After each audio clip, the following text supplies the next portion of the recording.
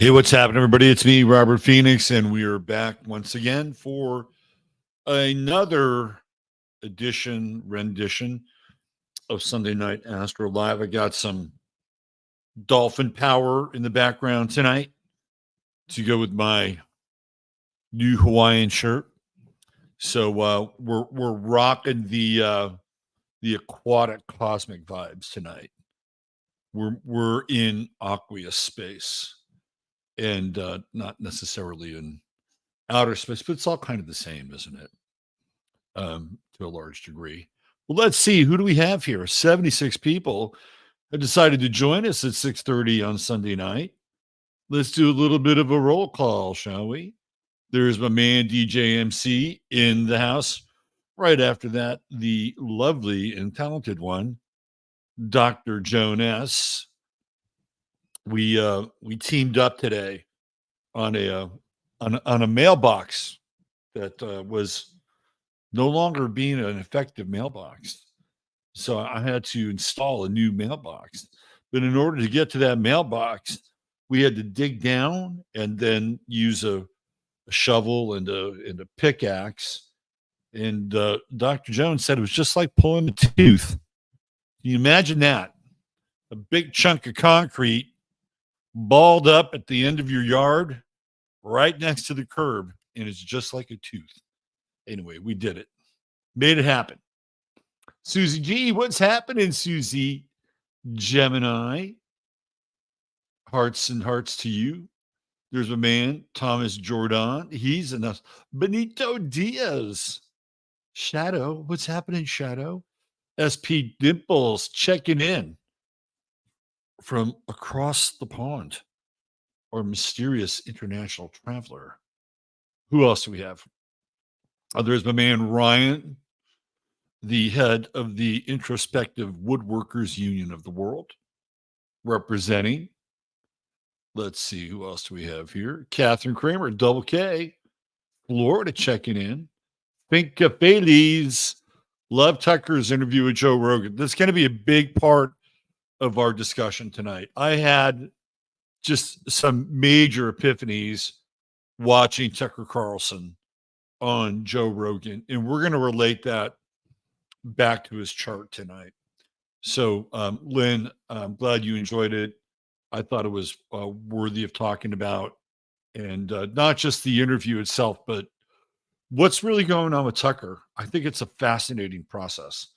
So we're going to get into that. We're going to get into his chart tonight and toss that around. Green-eyed Crow checking in. Of course, there's Charlie, Chuck from Biloxi. Derek Reagan Walls, Tucker's info on UFOs is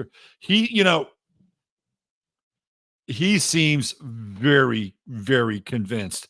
And what's fascinating about that, Derek, is I don't know if you saw Steven Tyler when Steven Tyler was on Joe Rogan, and Steven Tyler brought up the whole UFO thing, and Joe just cut him down to size. Like he basically said, you're a fool for believing in this. And Stephen, I guess, had connected with Stephen Greer, who's right. Stephen Greer, a little weird, right? But with Tucker, he was far more patient and listened to him and heard him out. And I thought Tucker made a lot of sense. Yeah, that was it. But those two, there was a interesting contrast. Because Joe Rogan clearly didn't have a lot of respect for Steven Tyler. Has a lot more respect for Tucker Carlson. Let's see who else we have. Dory McLean, you made it. Every day is a miracle. Let's see. Road trip 1981. We had a good weekend. We hope you did as well. Dave Sullivan is here.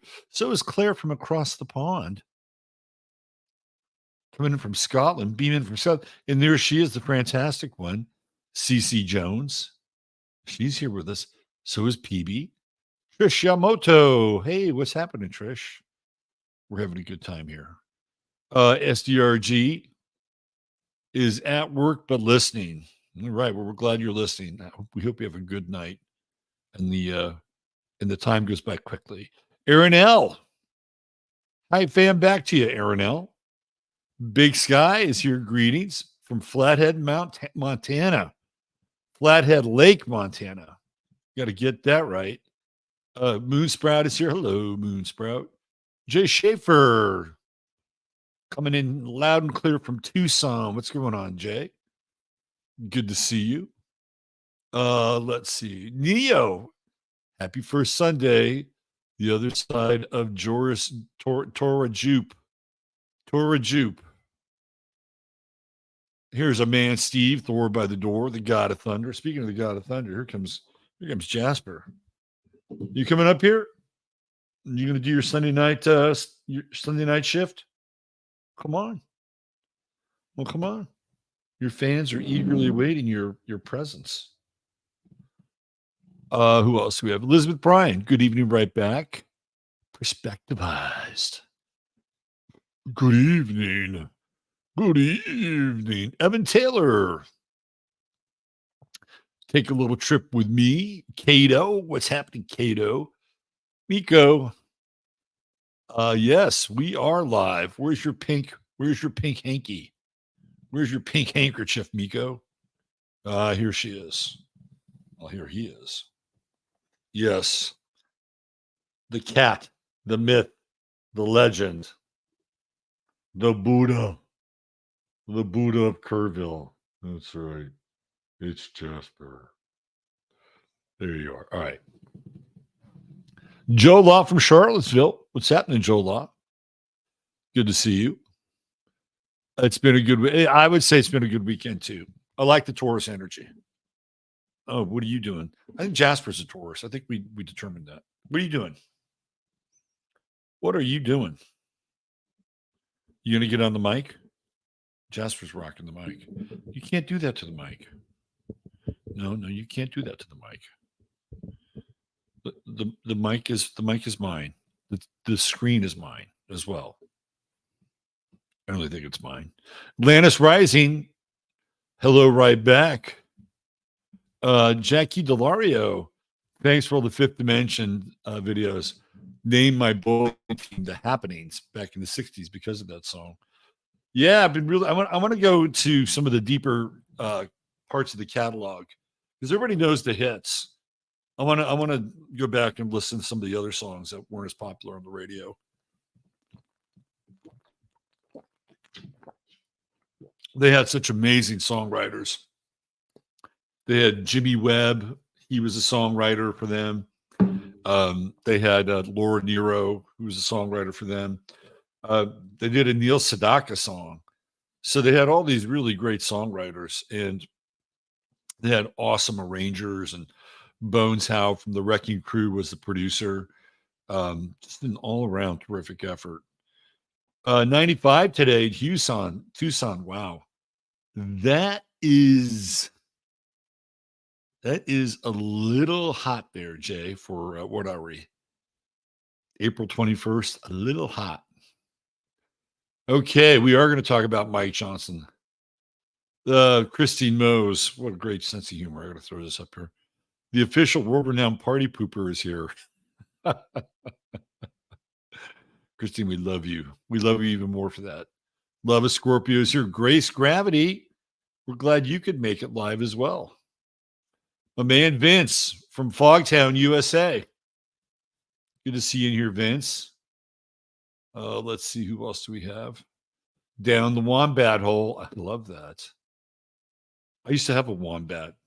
It was a 125 Hidaka Wombat. One of the favorite toys of my childhood. Stevie Greer looks like an alien from. He does, man. Stevie Greer not only acts weird, he looks weird. I mean, if you were to go to weird in the dictionary, you'd see a lot of photos. Stephen Greer's would be one of them. He's an odd guy. What Tucker said about Julian Assange was incredible. I agree. And not only that, but what he said about Mike Pompeo was just as incredible going in the other direction. I mean, basically, he called Mike Pompeo a murderer. I never liked Mike Pompeo.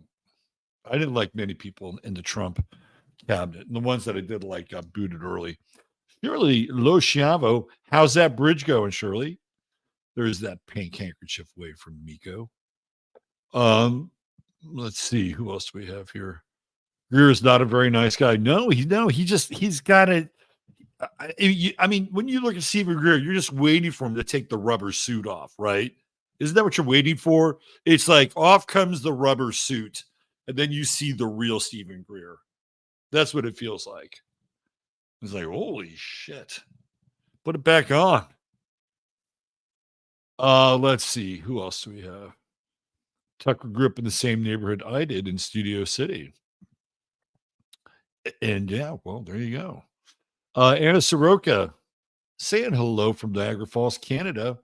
There she is from the Olga S. Perez show. Olga S. Perez in the house. What's happening, Olga? Let's see. Who else do we have? Scott Ayan. Hi, Scott. Jasper is looking good, right? For an old fart. You're looking all right for an old fart. Yeah, you old 14-year-old fart. You're doing good. Kind of keeping up with Miss Peachy. She runs around a little bit. Jasper does have his own show. I'm just doing it. I think we figured that out a long time ago. Harriet Bowie, hey, what's happening? Lisa Bowen is here. Jana, you finally caught it live. Here you go. Digging the shirt. Well, thank you, Christine. Hot off the racks of Costco in the Bay Area. Jimmy Webb had the same drug dealer I did back in the day. I got to put that up there. Oh, my God. Jimmy Webb wrote some good tunes, man. Wichita lineman. You must have been doing the right drugs. Glemma Spank. What's happening, Glemma? You need to play Neil Sedaka, Laughter in the Rain. Maybe. There's some artists that I still have kind of a visceral effect around, and I think Neil Sedaka is one of them. I'll have to revisit the song, Michael. We'll see. We shall see. Greer looks like a slee stack. Just take that rubber suit off. I had a combat. Look at that. A combat wombat Hadaka. Look at this. There you go. So did I. That was what, those bikes were so good because you could beat the shit out of them. They were very resilient motorcycles. However, anytime I had to race against like a Honda Elsinore or a Yamaha RT, those bikes would just always wipe. They would just clean me up, man. Those were fast bikes. But the Hadaka was heavy duty. Took a beating and just kept on going. Peter Bayonne. Hey, thought we started. Hey, Peter, I'd like to change it up a little bit. Amy Gill, what's happening, Amy? I was just going to say that about Mike Pompeo. Yeah, he's a creep. He's a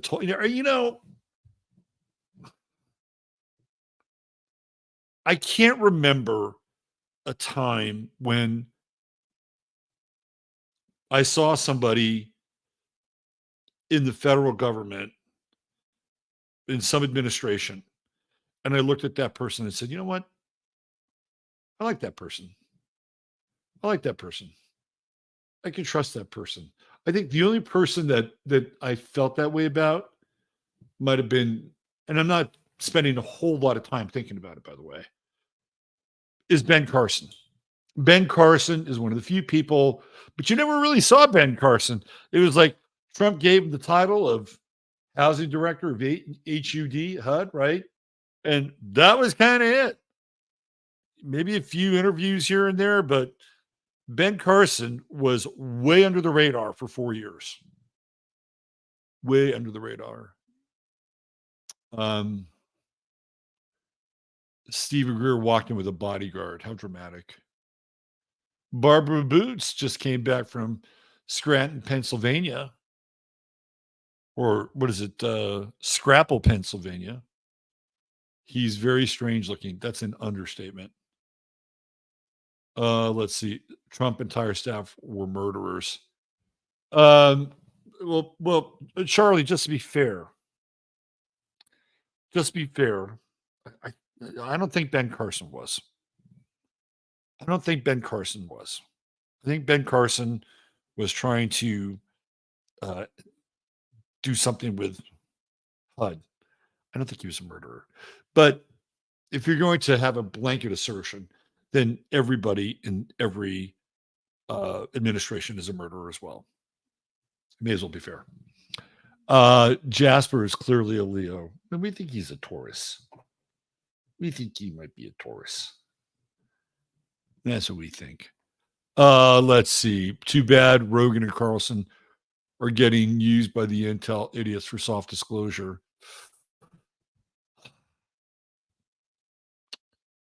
I've got a different opinion on that, Peter.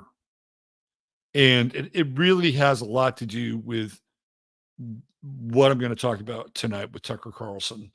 And at the end of the day, right? At the end of the day, let's just put it all on the table.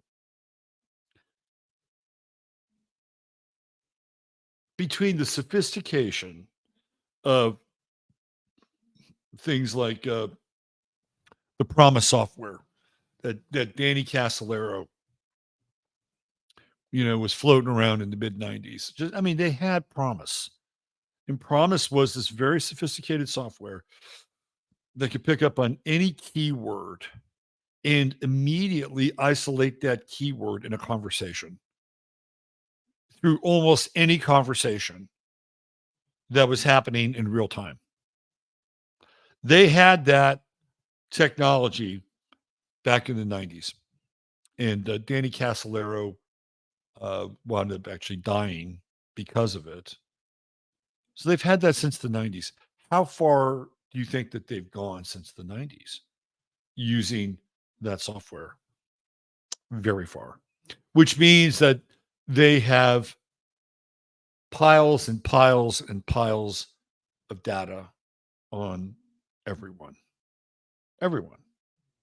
Not only do they have piles and piles of data on everyone, but they can collate and correlate that data in such a way that if they needed to, they could predict what most of us, if not all of us, would do under any given circumstance based on all of the behavior that we have displayed via everything, all the different nodes, whether they're phone conversations or texts or emails or social media, right? That's all out there.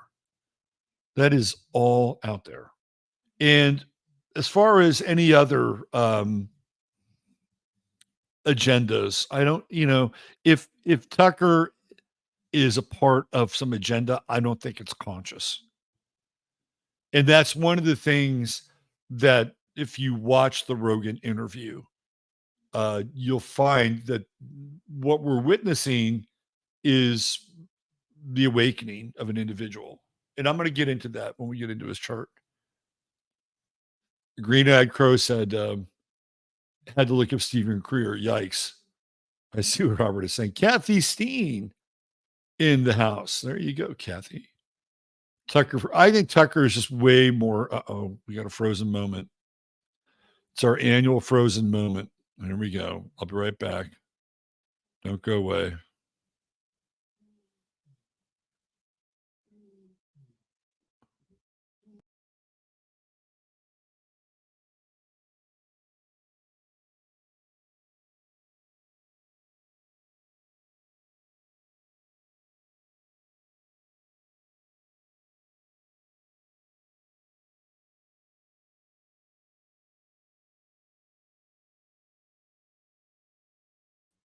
Okay, we're back.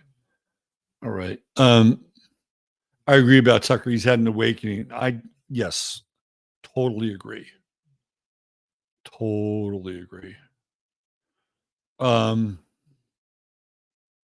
veil is being lifted. Okay, I want to put this comment up here because I think Axiom is really onto something.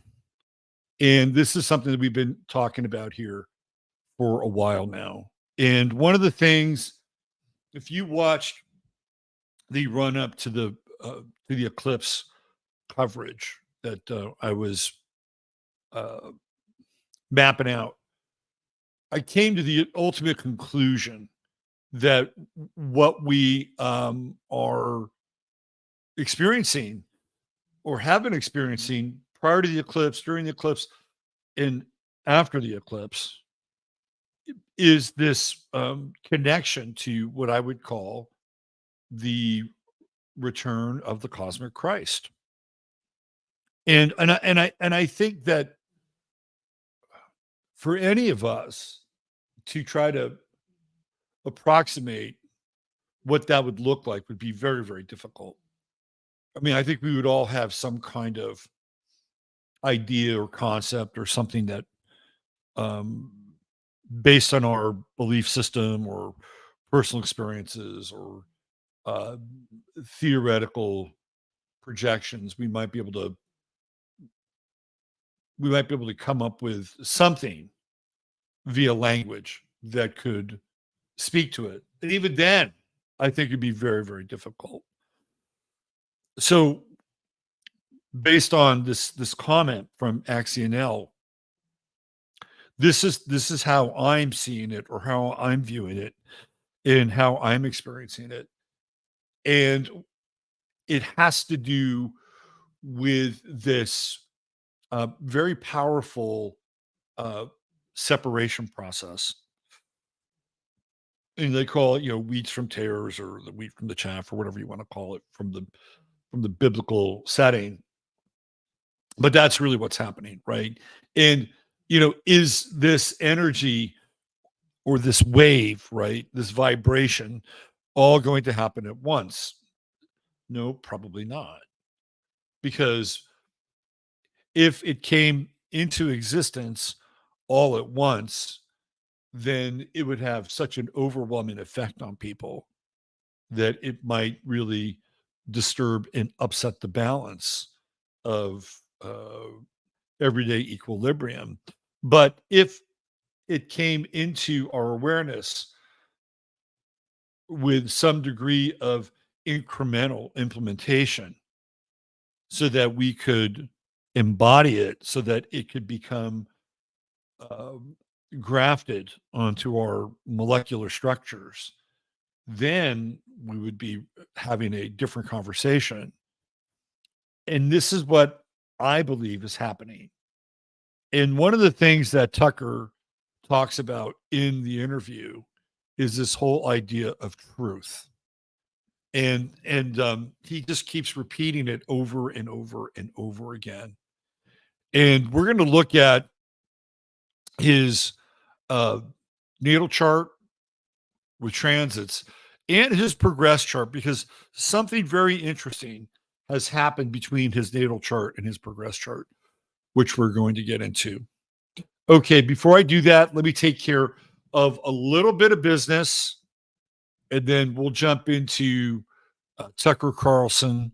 We'll get into some red heifer action with Israel. We'll also get into Taurus season chart of the moment, and we're going to look at Mike Johnson, who is causing a major stir with his unabashed backing for spending huge amounts of money in both Ukraine and Israel, and basically saying that the axis of evil is China and Russia and Iran. And this is what Mike Johnson is saying, and it's not going down real well for a lot of people. So we're going to get into that. We're going to get into his chart. We're going to see what he's got cooking, and that's about it. That's the map for tonight. So before we do all that, first of all, let me just give a shout out to True Hemp Science, which is the sponsor of the show. And if you have any interest in some of those fine CBD products over at True Hemp Science, just go on over there, check it out. You spend $100 or more, and you type in 15MINS. That's 15MINS, and you will get a free goodie bag with your order. And I guarantee you, you're going to have at least one or two things in that goodie bag. They're going to make you happy. You got that order. Trust me on this. But you'll get more. You'll get some more stuff in there. You get at least one or two, and I'm betting at least two items that will put a real smile on your face. $150 or more gets you free shipping, and there's always a 30-day money back guarantee. Go there if you want to find out more, and you can make an appointment with Chris, and he's happy to answer all of your questions regarding CBD and the organically sourced CBD from True Hemp Science. What else can you do? You can hit the like button. That'd be great. Thumbs up. You can hit subscribe if you haven't already. You can ring the bell, and that means you'll get notified for the shows. And if you feel like it, you can buy me a cup of coffee, even though it's 6:57 here. It is a metaphorical cup of coffee. And I guess lastly, oh yeah, if you want to book a reading with me, my link for my services is right there in the show notes as well. And we just had a newsletter go out today, I believe. And the members are going to be part of, guess what? A webinar that features Jupiter and Gemini. I'm going to hold back a little Jupiter and Gemini talk for the members talk. And we'll get into it. We'll get into Jupiter and Gemini. So for all you members out there, check your email, check your spam, and see if you got that email. If not, let me know. We'll take care of that. Okay, let's talk a little bit about Tucker Carlson. Let me see if I can get a visual up here of Tucker. There we go. Let's do a visual of Tucker.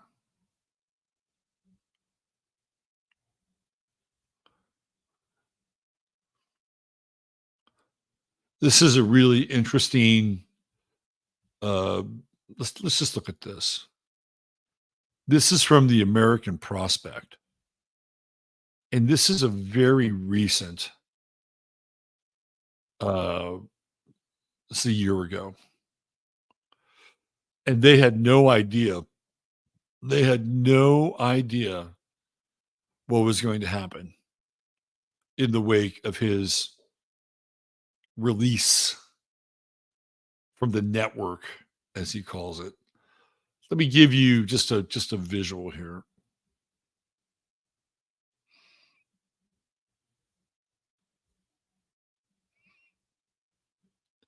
The smuggest man on air. Goodbye for now to Tucker Carlson, who punctuated the lazy pieties of the media class. Well, Lee Harris and Luke Goldstein, you might have been whistling past the graveyard a little too soon there. So that was on March 2nd in 2017. And you know, that face does, in many ways, encapsulate a certain version of Tucker Carlson. I don't believe this is the version of Tucker Carlson that we're dealing with now. And what do I mean by that? Yes, he's the same person. It's not like he's been replaced. But he's on a mission. Tucker Carlson is on a mission. And if you have not been paying attention, let me just break down what he's been doing since Fox gave him the boot. By the way, I don't like to say I said that, but when he got canned, I knew that one of the conditions of the suit with Dominion was that Fox would have to fire Tucker Carlson. I just knew that instinctively, and that's exactly what happened. Exactly what happened. They wanted his scalp. Yeah, they got part of it, I'm sure. But they created, by doing that, they created, in some ways, I wouldn't call Tucker a monster. That's not what I would call him. A bit of an avenging angel is what I would say. So what's fascinating about him since that's all happened is he started off and he did that first um, stream on Twitter X, but I knew he would start to really work that platform, and it was huge, right? It was huge, and then he started to interview people again from his studio in Maine, and his numbers with Andrew Tate were enormous, off the charts, right? And he's just been steadily growing what he's been doing from the studio side in Maine, and he has, uh, guests, 2 to 3 times a week, and they're almost always interesting. And he's had Roseanne Barr on there. He's had Alex Jones up there. I mean, if you're in the the alternative truth world, and you're somebody that merits having a conversation with, Tucker's going to have the conversation. He's going to have that conversation. It's not even if, but it's the other side of the equation. The other side of the equation isn't just Tucker hosting people in his main studio. He has been traveling all over the place as well. Of course, we know he went to Moscow to interview Putin, but he was also on, he went to Theo Vaughn's studio and he hung out with Theo Vaughn. We know, of course, the Rogan interview, which is epic. I mean, I think it will go down as one of Joe Rogan's best interviews. So, he's been on Rogan. I mean, if there's a place for Tucker to be, he's been there, right? For the last year, he has been a man on a mission. And if you read the intro for tonight's show, I characterize him as a cross between Peter Finch's character in Network. Of course, he plays Howard Beale, who's the newsman, who, kind of loses his mind, right, in a kind of 12th night moment, and he's like, I'm mad as hell, and I'm not going to take it anymore. So I think Tucker is having a bit of a Howard Beale moment without the uh, histrionics that Howard Beale was clearly demonstrating, and to great effect, by the way, on Network. It's one of the great parts of all time in movie history. But the other character that I equate Tucker Carlson with is Jason Lee's character from My Name Is Earl. And if you're not familiar with that show, Jason Lee's character is named Earl Hickey, and he decides that he's going to speak with all of these people that he's wronged, right? So if he lied to somebody, didn't pay their money back, whatever, he's like on a karma apology tour with his life. That's the premise behind My Name Is Earl. And so Earl is trying his best to come clean, get straight, right? Be in the moment by cleaning up his past. And I think Tucker Carlson is having the same kinds of My Name Is Earl moments when he talks about himself. I mean, he'll clearly just say, hey, look, I was an awful person. I was an awful person at times. And there were things that I supported that I was wrong. He supported the Iraq war. And, if he had to do all over again, he would not do that. He's admitted to the fact that he probably could have treated Ron Paul a lot better than he did. He was very dismissive of Ron Paul and Ron Paul's politics.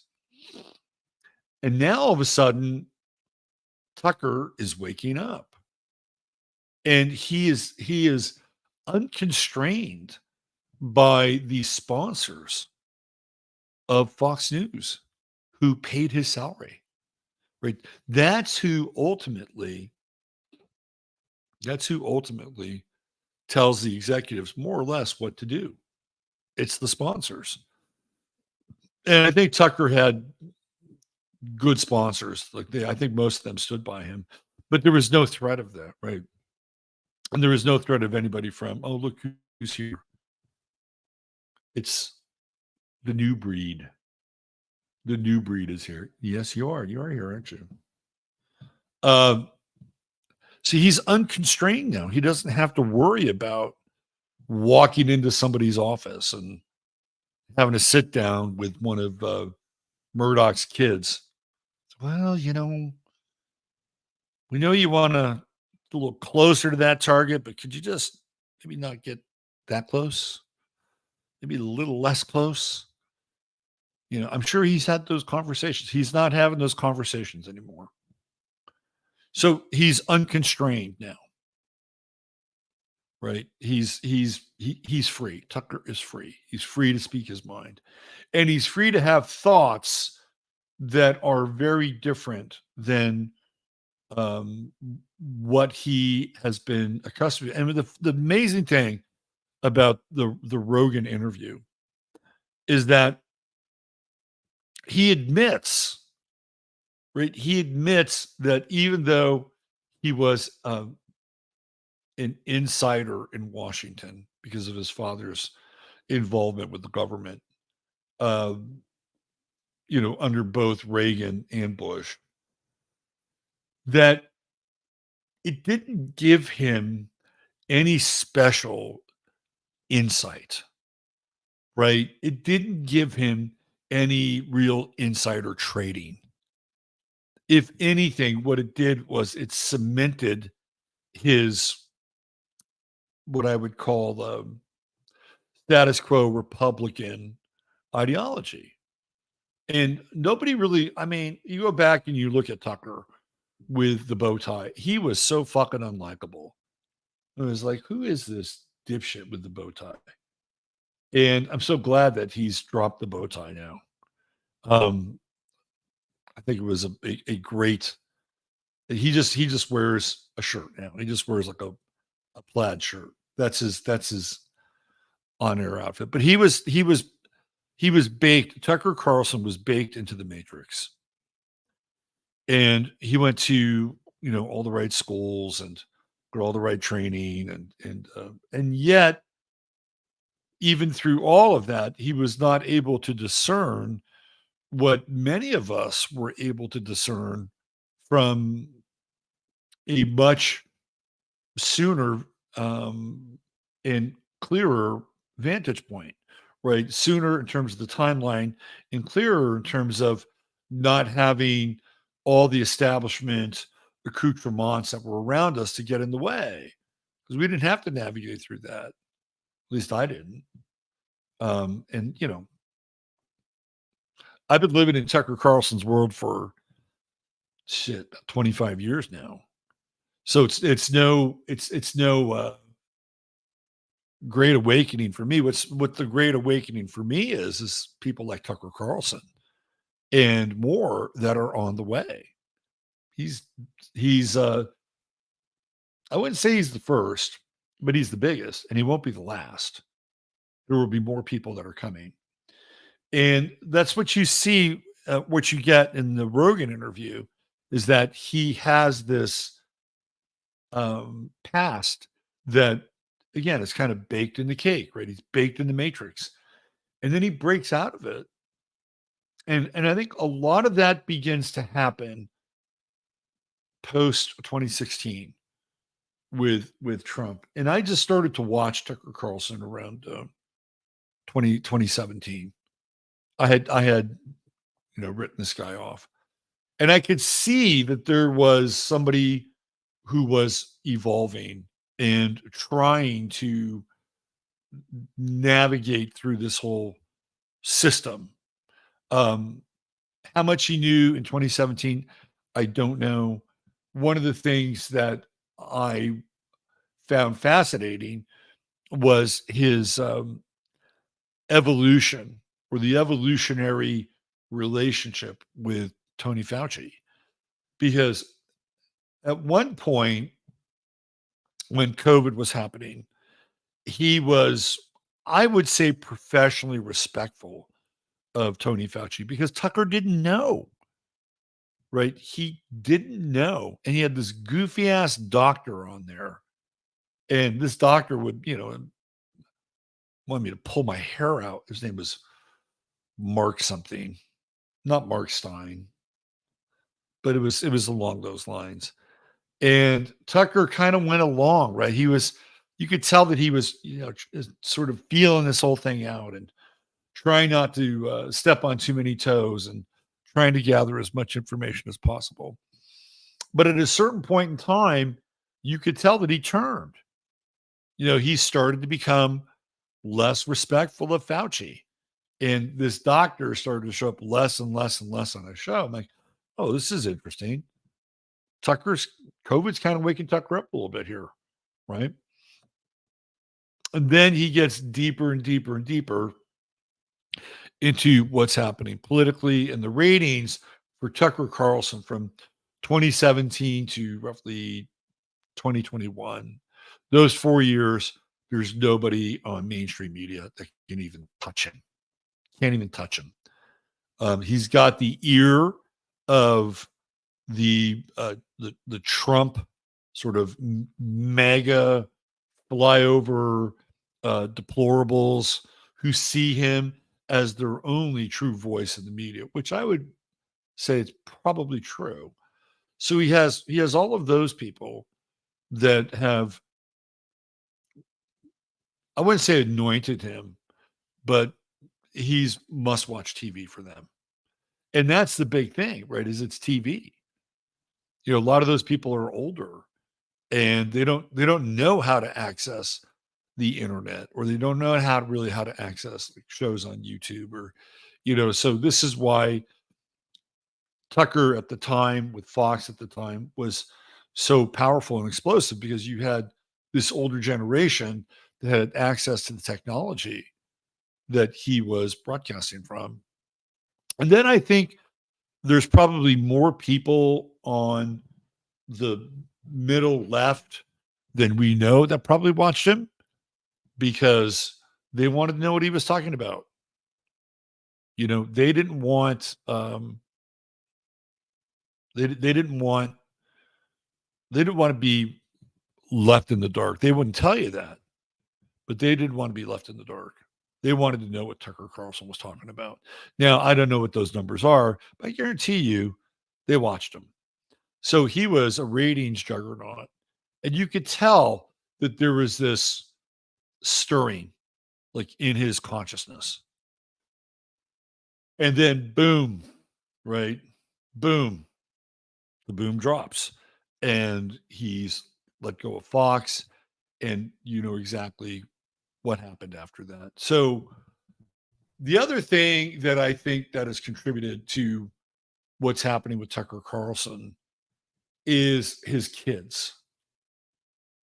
And I think, as much as we'd like to say that Tucker is an elite, and Tucker would probably tell you that that's what his background was. I mean, he was raised as sort of a Washington blue blood, Reagan Republican elite.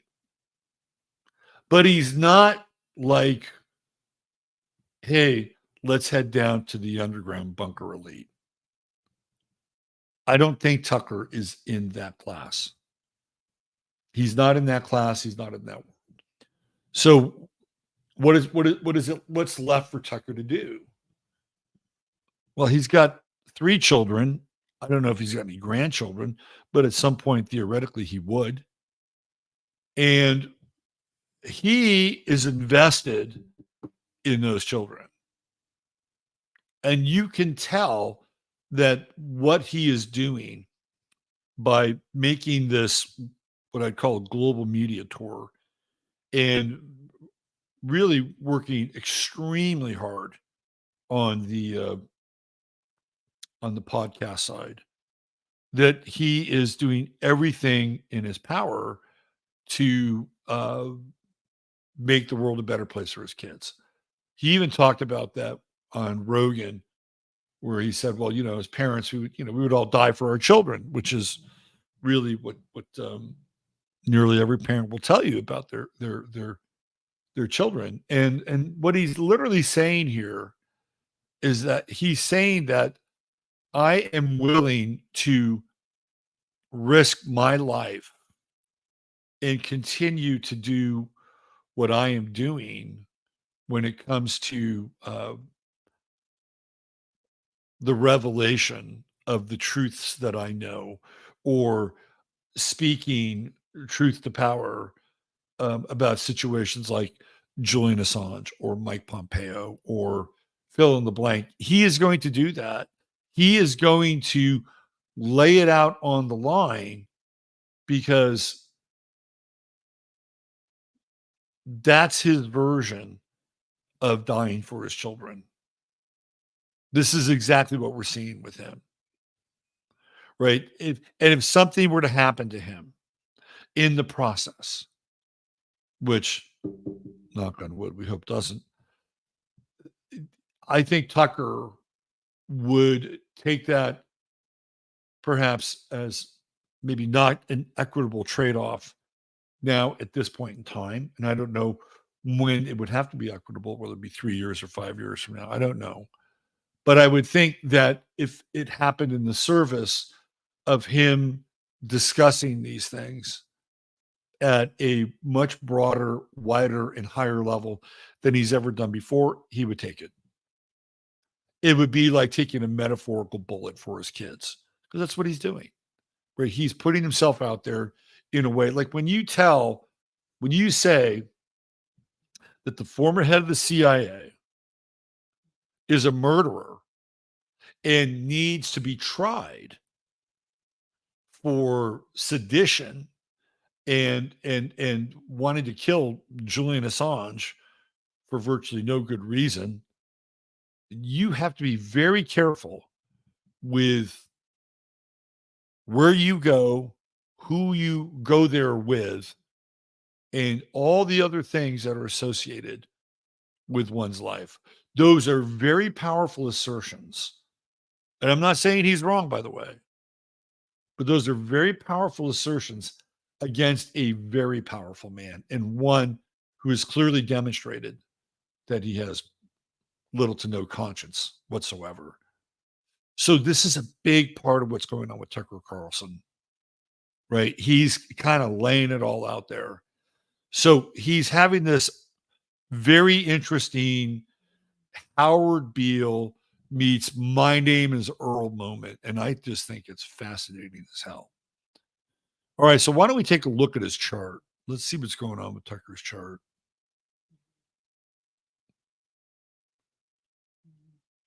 Jasper's snoring. Yes, I know you're snoring. We got the Sunday Night Cat Patrol. Remember the Rat Patrol? We got the Cat Patrol. All right, let me get back here. Let's get into Carlson's chart. All right, 10:07 a.m., May 16th, 1969, San Francisco, California. That's when young Lil Tucker came into this world. That makes him a Cancer rising. And he kind of looks like a Cancer rising, got a bit of a round face. Even the bow ties. I think the bow ties is being really Cancer rising, right? Like, kind of homey, old fashioned. Cancer's kind of an fashion sign. But the one thing, and I talked about this last week with Cancer, is that Cancer is a sign that is very good at defending itself or defending its family, right? Like, so if you're a Cancer father or Cancer mother, right, you're great at defending your turf. Your brood is really important. And I think Cancer rising with Tucker, that's what we're seeing, right? He's moving through his rising sign now, and he's got that nice sextile with his sun right there and his moon, right? Just bring that energy right on through that ascendant, especially the sun. And not only does he have that sort of Cancerian spirit of preservation, which I think he does, he brings that kind of intractable quality of the Taurus sun. When I mean intractable, we're talking about a fixed sign, right? So here we have uh, cardinal on the ascendant and fixed over here. So yeah, I mean, once Tucker gets going, look out, right? Look out. And then he's born on the new moon. And I also think that's really interesting is, Tucker has his sun conjunct Algol. And again, I want to bring attention to the bow tie. Right? The bow tie. To me, that's very Algol-esque. And if you don't know what Algol is, we've talked about it on the show. It is in the constellation Perseus, and it is a star. It is a fixed star. It is also known as the Medusa star. We get the word alcohol from the word alcohol. And when we have too much alcohol, we lose our heads. And that's what Algol is all about. It's about the head being disconnected from the body. So as a result of that, we also have symbols and images that are reflected in beheadings, lynchings, neck injuries, throat injuries. Anything that happens here in this area is at that degree attributed to Algol. And the Medusa part, of course, was she became a talisman for Perseus, and she is the snake-headed goddess who could turn others to stone. Right, that's the other part of Algol, is that if you become tongue-tied or you can't articulate what you need to say, it's almost as if you have been turned to stone. Right, so he's got his sun conjunct Algol. So the moon is as well, but the moon is separated a bit there at 29. So what I find fascinating again is the whole bow tie thing and how it literally ties into Algol, and he doesn't wear the bow tie anymore. Right? No bow tie, not even a tie for Tucker. No bow tie, no tie, unless maybe he's at some kind of formal affair. What do you see with him? You see him in a collared shirt like this, although generally it's a plaid shirt, and very, very kind of plain LL Bean, right? That's Tucker Carlson right now. And the collar is open, right? So he went from the tight collar and the bow tie and the starch collar and the bow tie and having really baked in the matrix kinds of things to say. Like that's what his identity was. That's not who he is anymore. And I also think it's fascinating that, we have Jupiter coming up on his sun, where his self confidence is more expansive than, quite frankly, it's ever been. Right? This is a guy who I think he's starting to feel it. Right? I think the wind is coming into his sails. And he's got Uranus coming in here also on his sun. And what's fascinating is we're in this time now where we all know, for the most part, like what the fuck is wrong. And there are varying degrees of it. And some will be at the fringe on one side, and some will be at the fringe on the other side. And I would say the majority of us can meet somewhere in the middle in terms of what we think is going on in the world. And we can deconstruct what's happening And we said, well, this is wrong, and this is wrong, and this is wrong. But what is right? What is right? What do we do in order to get out of the current predicament that we're in? Now, if you listen to Tucker, he does not promote a political solution, which is interesting. He doesn't talk about candidates. He'll talk about people in Washington, but he doesn't talk about candidates. What he talks about more than anything is the truth. He talks about the truth. And we're going to get into his Mars in a second. But where I really wanted to go with the discourse is that he's got this sun, new moon in Taurus. You know what's interesting about new moon people is that in many cases, the whole idea of the new moon, right? It's like an empty cup and you have to fill it up and you have to have all these experiences. So there are some astrologers who will tell you that if you're born on a new moon, you're kind of a young soul, right? Everything is like, hey, look at this, look at this, look at this, check this out, check this out, hey, right? Like this very new moon energy because it's, empty, but in a good way.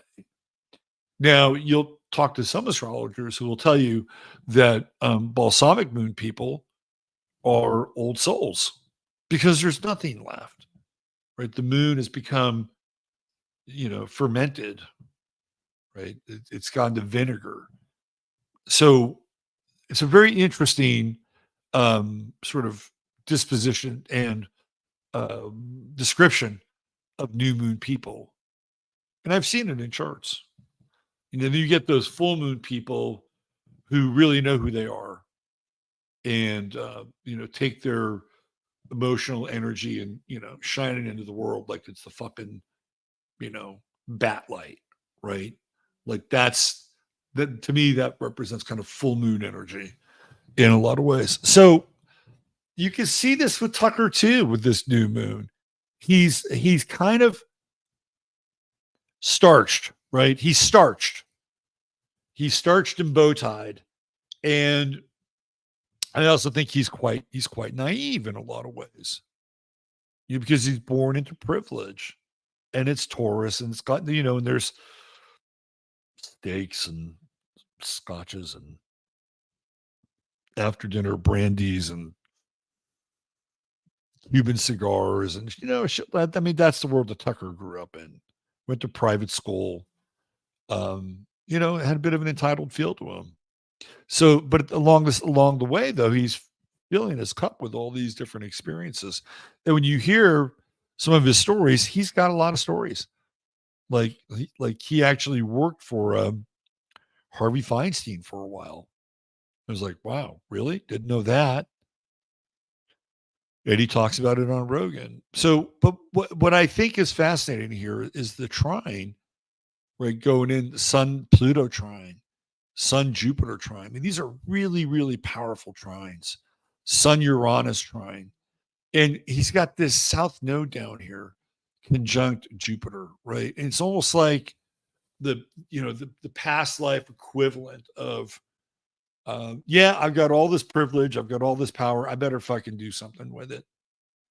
Because that's what it really feels like, honestly. Even though Jupiter and Pluto are retrograde. Bill Gates has that Pluto-Jupiter conjunction, although it's in Leo and it's in his 7th house. But you can see where when Pluto and Jupiter are neighbors like that, right? Resources. And for Tucker, it's in the 3rd house, which has to do with communication and journalism and broadcasting.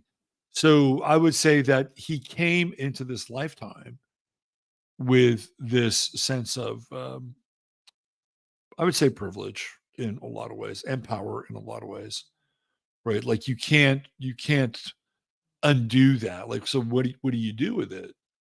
Well, let's go over to the 9th house, and that's where his true node is. And what is the ruler of the 9th house? Sagittarius, right?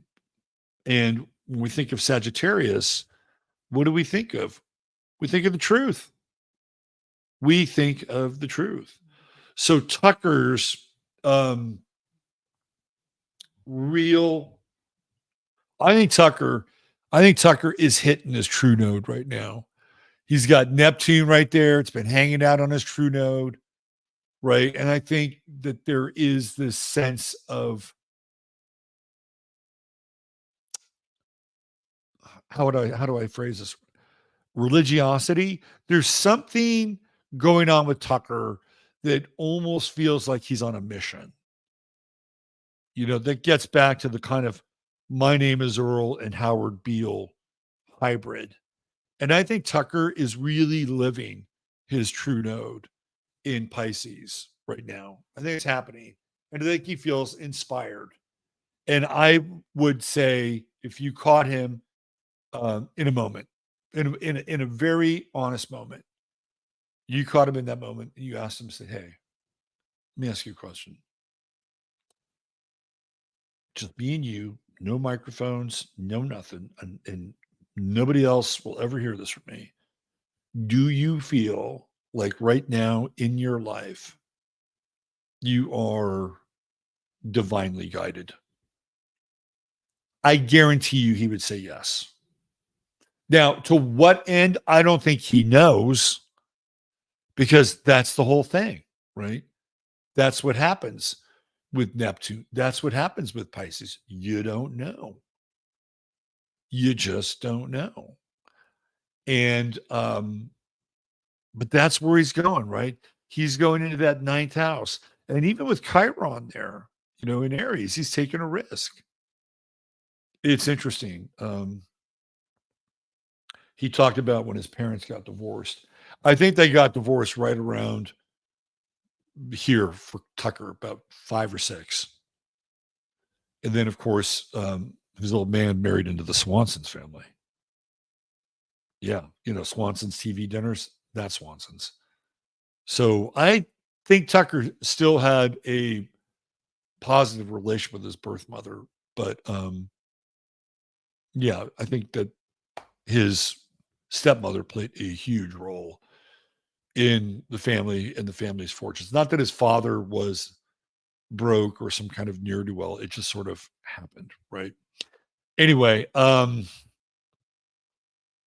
think that's his wound from his divorce when he was a kid. But even there with Chiron, he's already gone through his Chiron return. That happened in 2019, in the run up to the 2020 election. And I think that was a really interesting time for Tucker. He was really embattled in a lot of ways. And I think that's when he, kind of earned his stripes going through his Chiron return in 2019. But I would say he feels divinely guided. I'm a little concerned about Mars in his chart. And we have this Mars conjunction coming up. And it's going to be on his true node. And it's also right now opposing Pluto. Let me just zoom in here a little bit.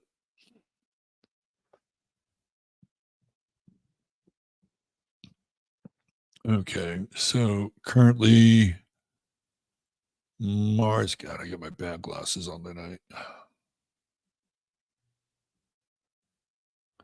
Okay, so we got Mars at 23 degrees.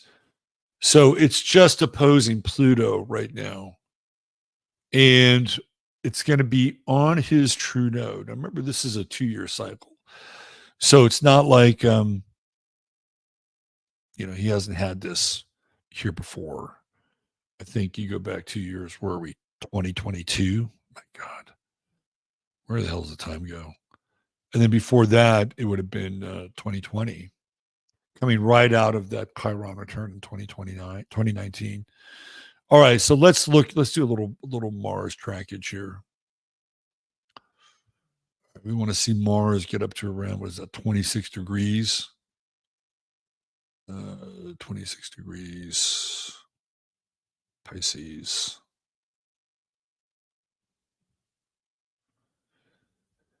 So that's not too long from now. That's the 26th of April.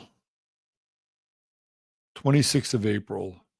So that's when Tucker will have, he's at 28, my bad. My bad.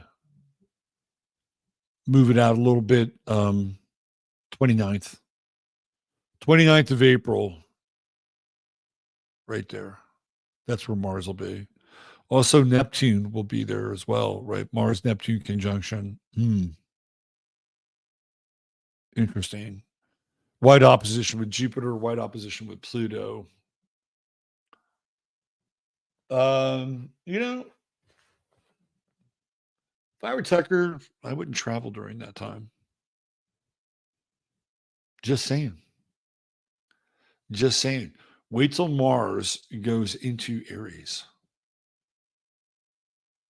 And that'll be interesting for him. That'll be very, very interesting for him.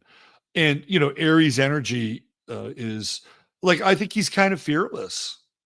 You have Aries on the midheaven, you're kind of fearless.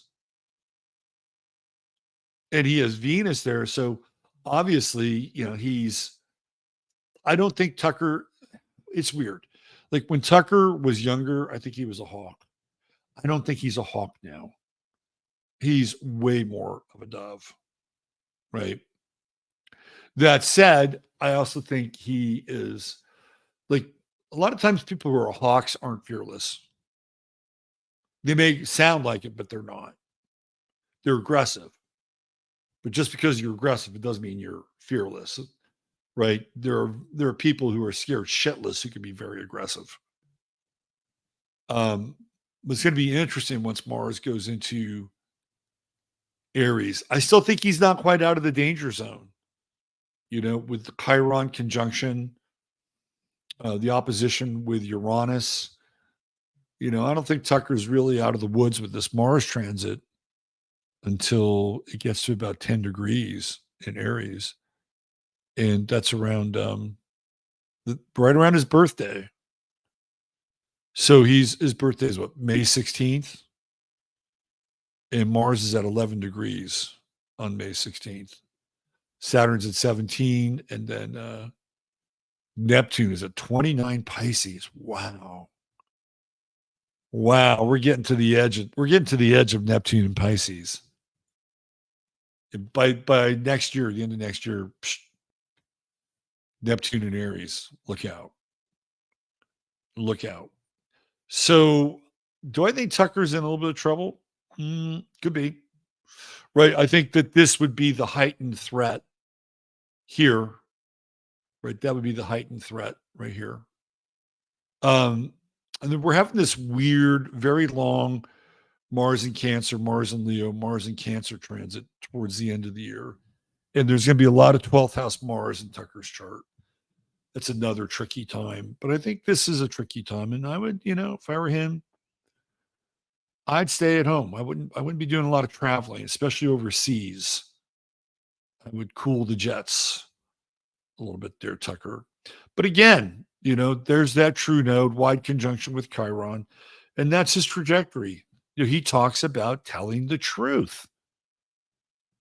He says it over and over again in Joe Rogan in the interview. Now, he's got Mars in Sagittarius.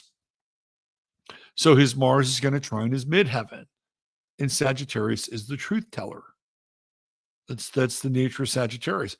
Here in the natal chart, it's retrograde. Now, what I'm going to do is I'm going to show you why I think Tucker has made this shift. One of the reasons. I mean, we talked about some of the sort of sociological reasons. I'll give you an astrological region. This is his progress chart. And his progress Mars is at 1 Sagittarius, right? So it went into a retrograde cycle, and then eventually, I don't know when it went direct,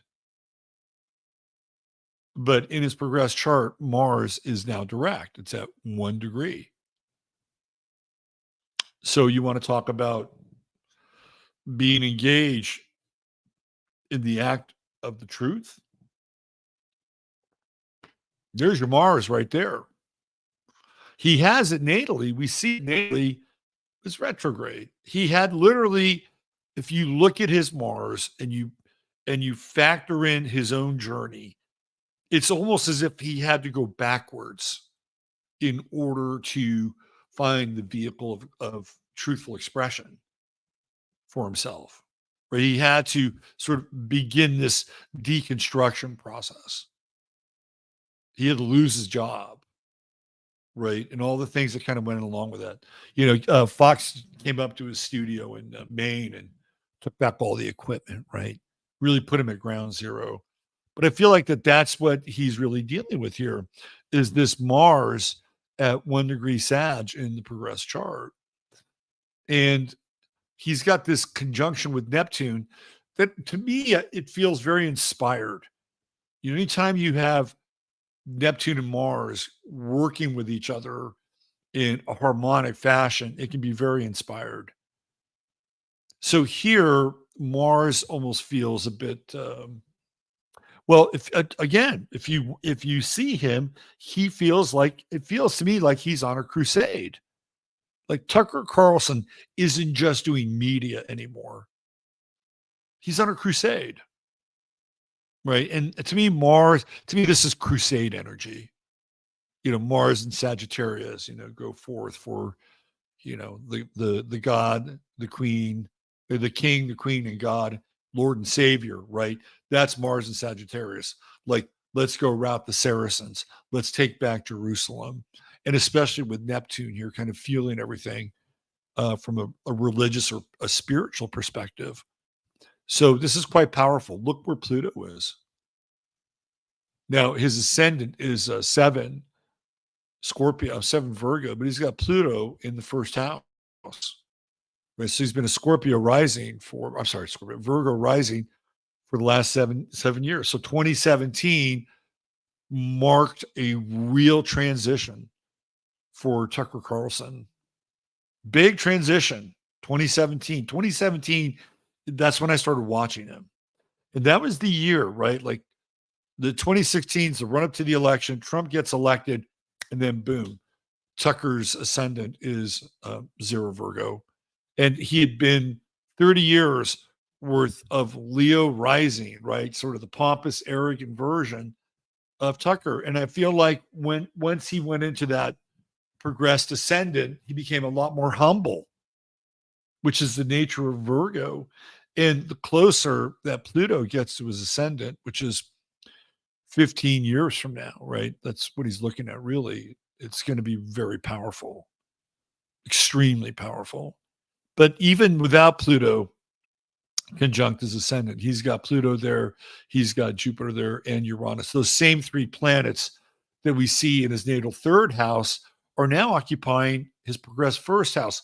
So the things that he's talked about and broadcasted and put on the table as an interviewer and as an interviewee, now it's more the embodiment of those things from the 3rd to the 1st, right? Okay, well, I can talk, and he still can, but now he is the embodiment of those things.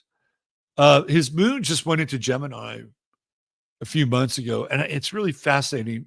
Probably went into Gemini right around the same time that he went to go hang out with Putin, right? And it was probably somewhere over here. It might have been late Taurus or early Gemini, also 9th house, which would be out there in the world, right? But he has the moon in Gemini right now on his progressed midheaven, which is quite interesting because, what did we see, with him and Rogan? We saw these very interesting guys who were quite different in a lot of ways. Tucker had hair, Joe doesn't have any hair.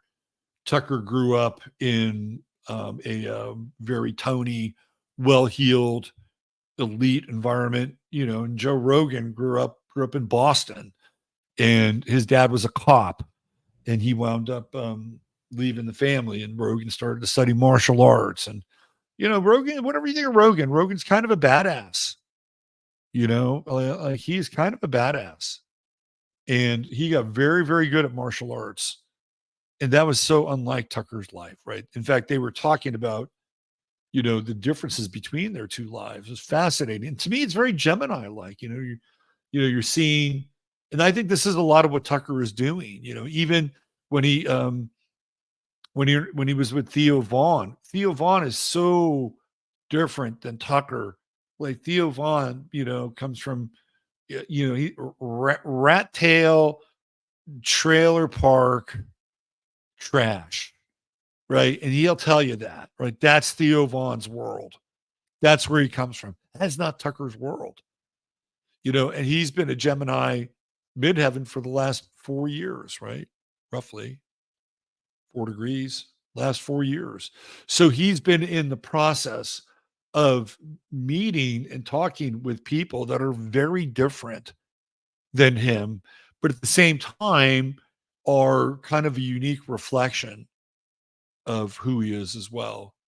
It's very fascinating. And I also think what's fascinating here is that with Venus and the moon on his progressed midheaven, I think he's way more approachable.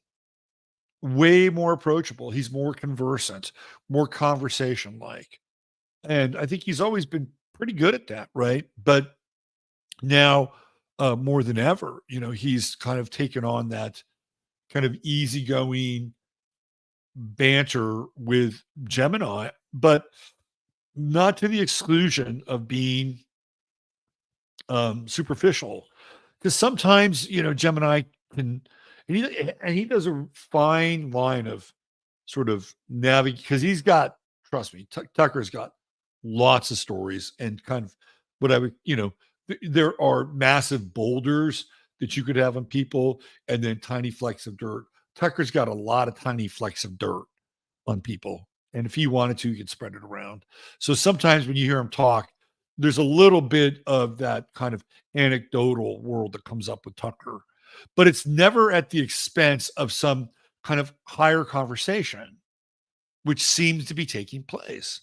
So when we look at the Mars Neptune conjunction in this chart, right, to me, that's very inspired. And, the moon changes signs every 2 years.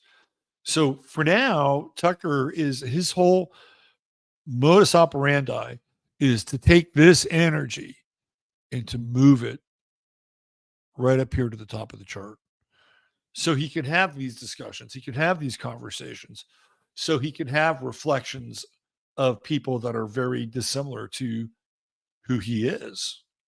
Right. So yeah, it's a fascinating transformation. And especially with Mars. Saturn is in his ninth house in Taurus. And even the Jupiter Uranus transit in his ninth house, I think is pretty inspired in a lot of ways, right? Like if you were to come down here and have this Jupiter trine, this Uranus trine Jupiter and Jupiter all in the progress chart, it's very frothy, right? It's very sort of in the moment and spontaneous, like, and genius, and keep winding the lens, bigger canvas, right? That's what it's all about. And you can see that in a lot of the numbers that he's getting still. I mean, he's getting more numbers than Fox News. And it's going to be interesting to see what the numbers are going to be on the Rogan Tucker interview. They may be bigger than the Rogan Alex Jones interview. I hope they are. I mean, the first one with Rogan and Alex Jones was fucking fascinating, right? Fascinating, because these were two guys that were not talking to each other. And they not only had to mend their fence, but there are all these, various ideological discussions that they're having along the way, some of which they agree upon, some of which they didn't. It was fascinating. But this is different. And the other thing is that Rogan's got kids of his own, right? And so they're having these conversations based on the fact that they're fathers. I think Tucker is in a really interesting space right now, both with his natal chart, which we're going to get back to, and also his progress chart. If we look at his progress chart, he's a progressed Cancer sun. So everything that we talked about with his Cancer ascendant, we could transpose that with his sun sign, and it's in the 11th house. So he's out there and he's networking and he's connecting with people. And his message is Cancerian. Like, how do we preserve the world that we're living in? How do we keep these absolute? I mean, he was fat. He was like, he's really freaked out about AI, by the way. And he's just like, well, why don't we just bomb the data centers now? And he's serious. He's absolutely serious. He's like, well, look, if we know all of this, and he and Rogan go through the math on this thing with AI, and they're like, we let's just bomb the data centers now. Let's just, it's like killing Hitler, in his bassinet or whatever, right? Like, this is the discussion they're having. It's fascinating, right? It's really, really fat, but they're both kind of coming at it from the same angle. And Tucker's Mercury's gone into Cancer. It was in Gemini for quite a long time, but it's at 4 degrees Cancer now. And what I think is interesting here is that his Mercury's squaring Uranus. So he's been, and again, it's been squaring Uranus for the last 4 years. Go back to 2020. That's when Mercury was just moving into Cancer in his chart, squaring Uranus. Boom. What happened? He eventually said shit that got him into trouble. Theoretically, right? And boom. Out go the lights at Fox. So to me, this is a very fascinating chart. Really, really fascinating chart. His true node is in the 7th house, and it's retrograded back to 23.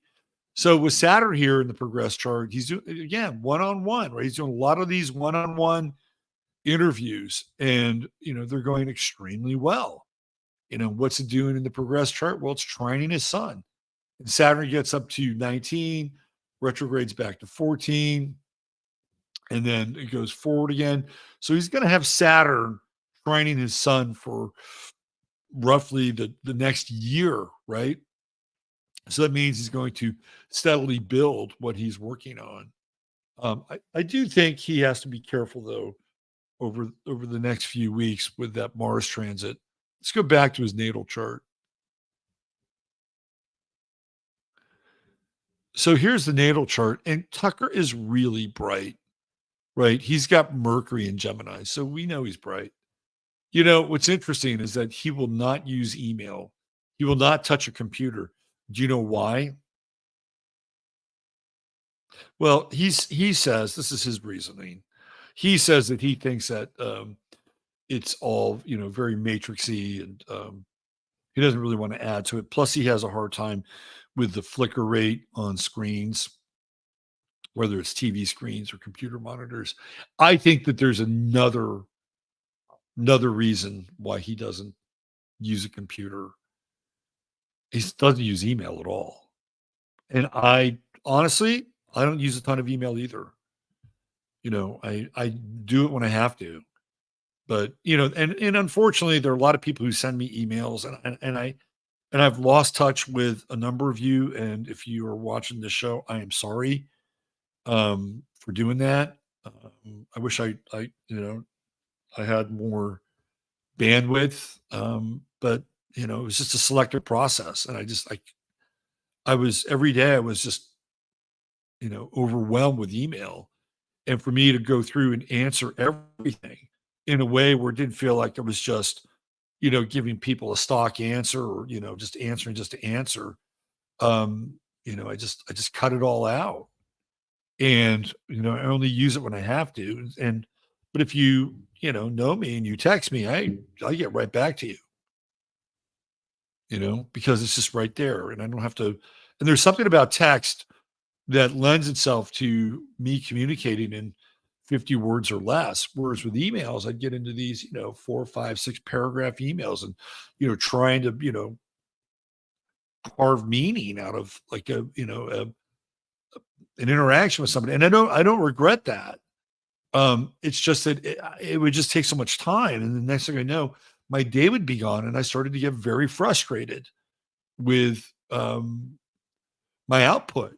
And so, sometimes I just turn my head and walk away because I couldn't keep up with it. And so, those of you who know me, you can reach me on my, and I have phone conversations with people. Believe it or not, I still have phone conversations with people. So I think Tucker, that's part of it for Tucker. The other is he doesn't want anybody from one of these intelligence agencies putting any child porn on his computer. He knows that it happens. He knows it happens. But I also feel like with Mercury and Gemini, the immediacy of the communication, which is going to happen via text, I think is very appealing to Tucker. And he's got Mercury in his 11th house, which is great for broadcasting. And he's got a broadcasting chart like nobody's freaking business. Pluto, Jupiter, South Node, Uranus, third house, trining Sun, trining Moon, trining Mercury, all in the 11th. So the switch from cable TV from network to cable, I'm not sure it was on network TV. When I say network TV, I'm talking about the big three. I think Tucker came in on the wings of MSNBC, didn't he? And then through all that to move into alternative media, that's a third house, 11th house kind of dynamo of a chart right there, right? So we're going to see more kinds of, now what would be Uranus on his sun sign? Would that be all of a sudden Tucker stops? Like all of a sudden Tucker just stops talking? I don't know. He's going to have Uranus opposing Neptune in his chart. Now, classically, that's one of those transits that sort of blows your mind, right? It takes the lid right off of your crown chakra. And theoretically, you have all of these new insights that are coming into your life. And that could be a really, really interesting time for him. Not long from now, Jupiter is going to conjunct Mercury in his chart. And here's what I think about that. I think Tucker is going to spill the beans on something. And not just soft disclosure about the alien stuff. That whether or not he's a dupe for the alphabets or not, I don't know. But you can tell it's got him freaked out. You can tell that these underwater UFOs have got him freaked out because he apparently he knows somebody from Stanford who is you'll see it on the Rogan interview, who verifies a lot of this stuff. Not only that, but there apparently are cases going through the VA where there have been, I guess, sailors or people from, I don't know who, because this stuff happened at water, we're going to say, come in contact with these craft or these beings, and they got very sick, like scrambled their brains. So there's a reason why he's taking this seriously, because there's more than one case going through the military court process that has to do with these things. So there's that, but I think something big. I think he's going to reveal something quite significant. Quite significant. And that's when Jupiter conjuncts Mercury in his chart. Again, if we go back to when Uranus was at the inception of Taurus, let's go back. Let's see when that was. Probably about 5 years ago. So about 2019. Let's go back to 2019.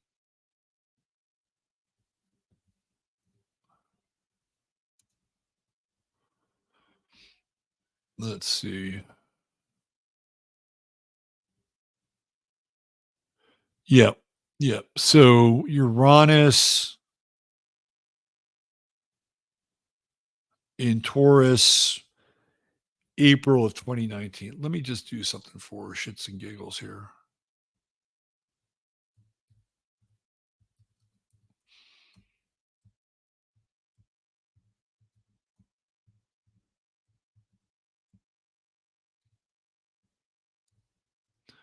All right.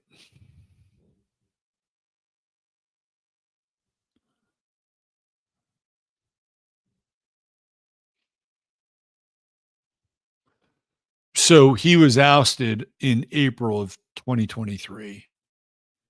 So that'd be 4 years after the conjunction of Uranus on Saturn in his chart. Um, so they have episodes. Let's go back. What was the episode? Uranus at be April 14th. Let me just see what we got here.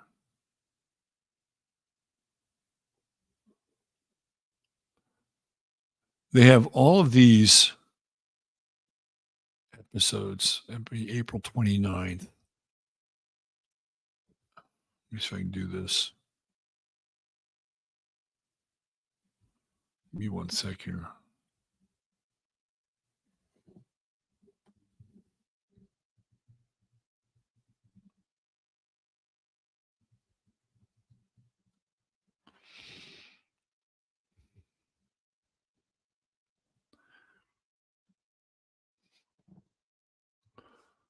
Let me just see if I have this right. We're spitballing a bit here.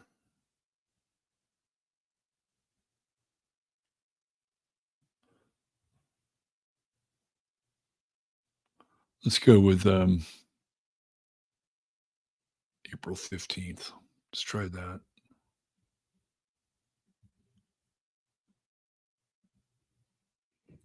See what happens.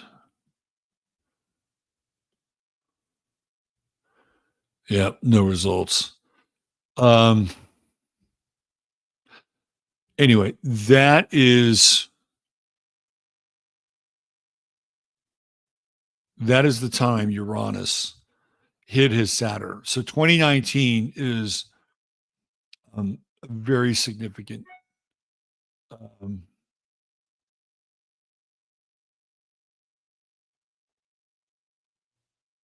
what is that?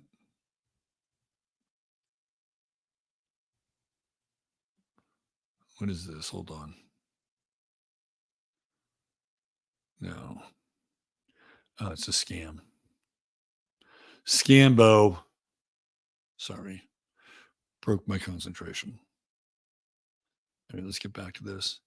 That period in April 2019 was significant for Tucker Carlson. Like everything that we're talking about here is leading towards this evolution. And so when Uranus hit his Saturn, right, that was a kind of a shattering time. Because if you look at his chart, right, like he's got right here, he's got that's the other chart. Hold on. Yeah, so he's got Saturn prominently placed in the 10th house.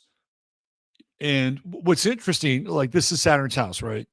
But it's not really doing anything.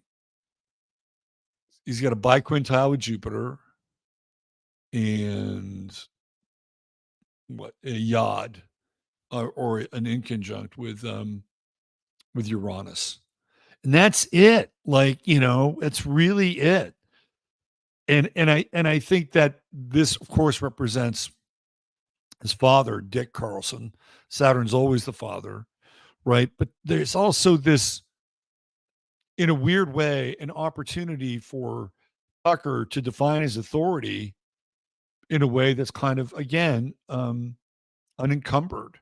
There's not much going on. The quintile with Jupiter is nice, right? The quintile with Jupiter is really great.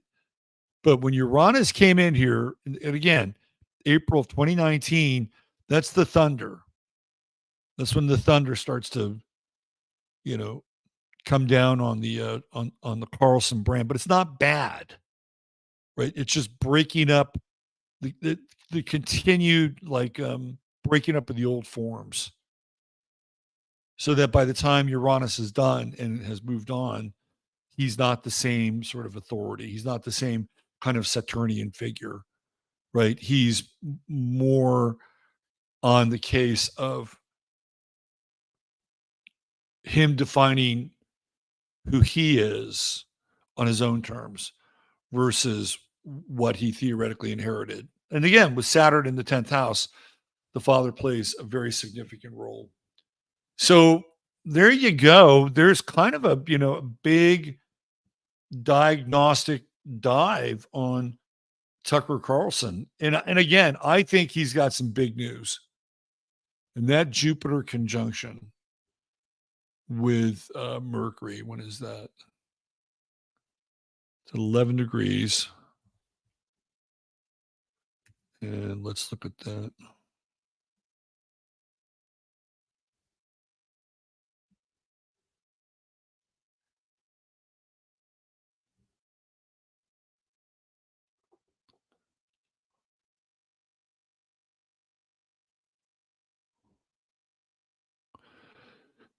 So in July, right around July 15th, that is when he's going to have transiting Jupiter conjuncting Mercury in his chart. That'll be an interesting time. Very interesting time. And we're living in interesting times. Isn't that right, Peaches? Living in interesting times.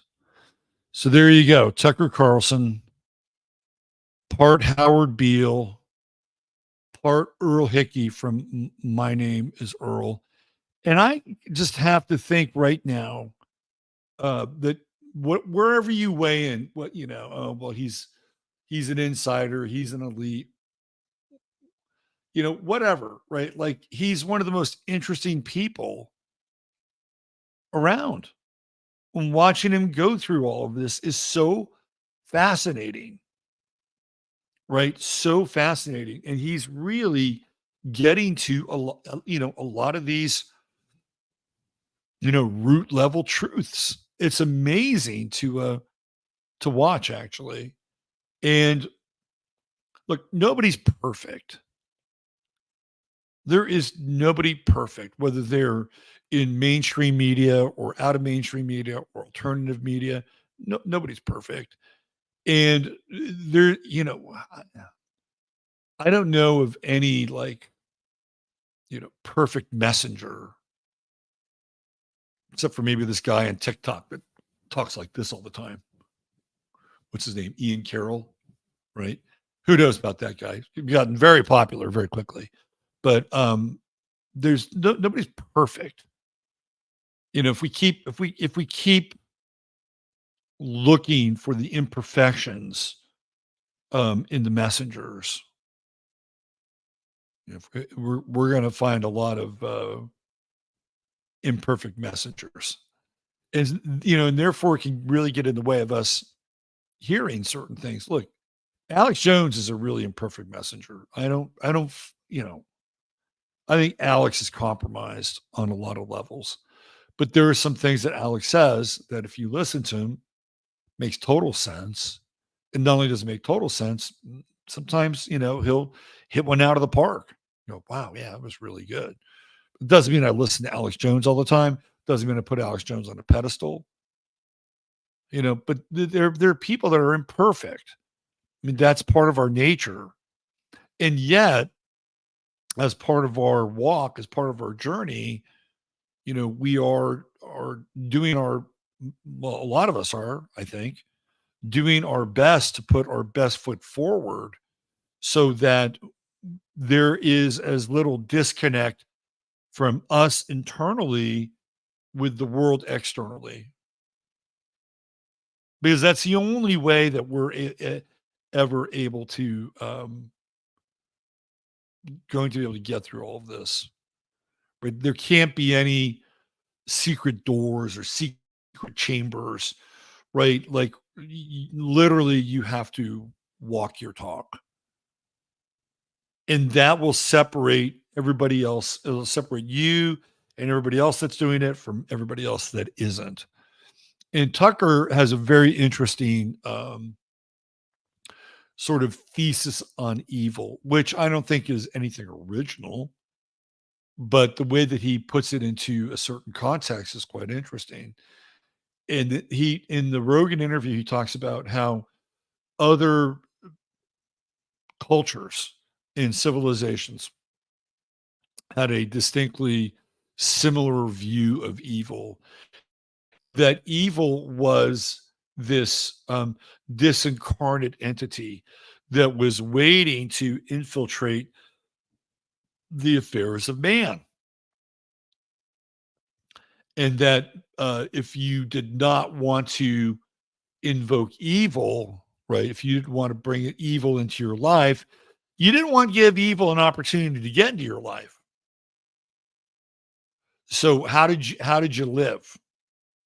Well, first of all, you told the truth, because there's no the truth is anaerobic when it comes to evil. That's what truth is. It's anaerobic. So you just got people would just you tell the truth, and you don't have to allow evil to encroach into your life and then twist everything up so that all of your interactions become complicated and disingenuous. Right. So that was the first thing that he talked about. Like that's how people, like, the frontline defense against evil was not allow it access into your life.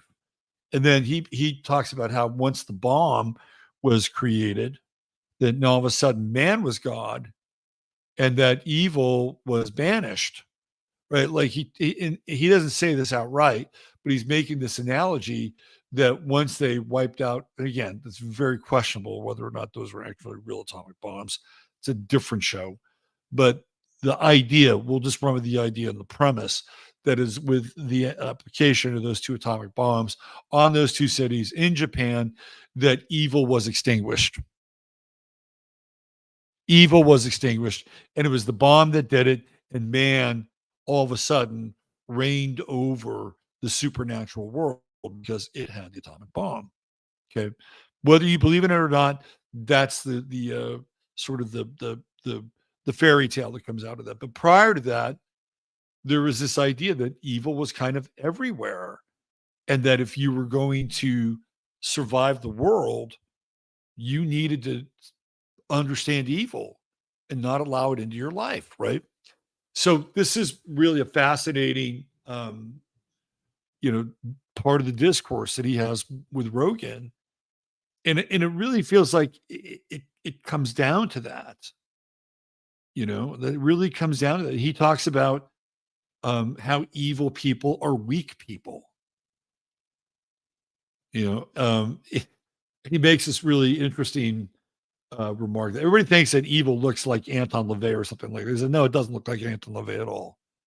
Evil looks like somebody who wears a shirt and a tie and a suit, and will do the most despicable things because they're weak and they're compromised. That's what evil does, right? That's what evil does. Anyway, Tucker's having an awakening. And you know what? Have at it. Have at it. Go for it. Let your torch burn bright, Tucker Carlson.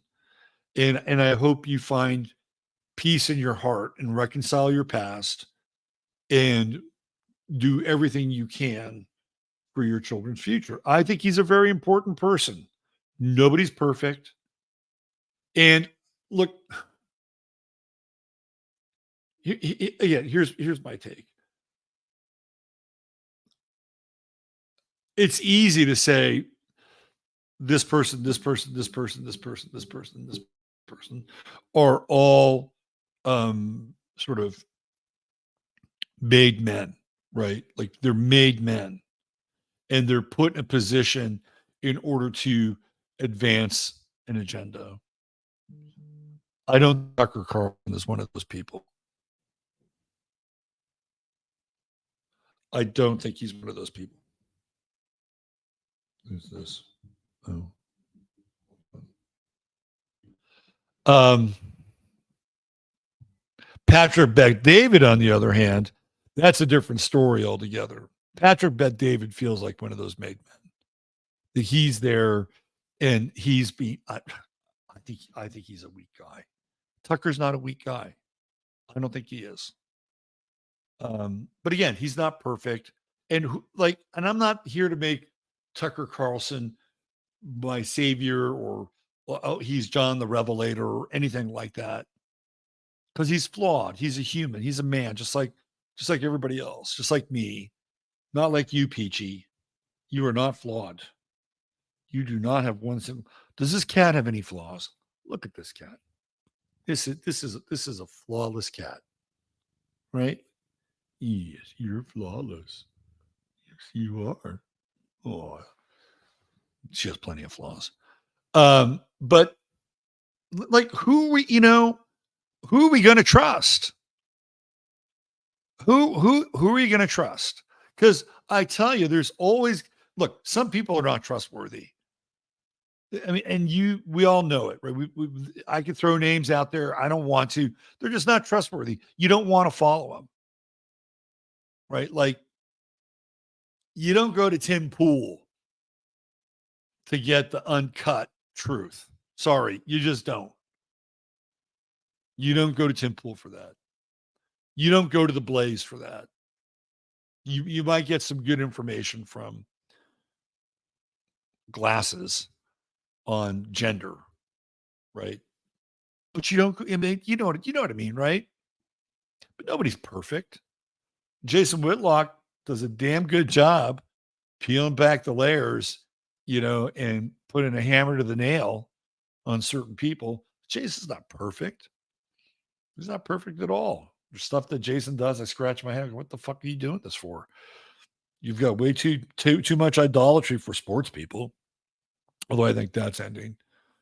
So it's up to you, right? Caveat emptor, buyer beware. Get with it what you get out of it.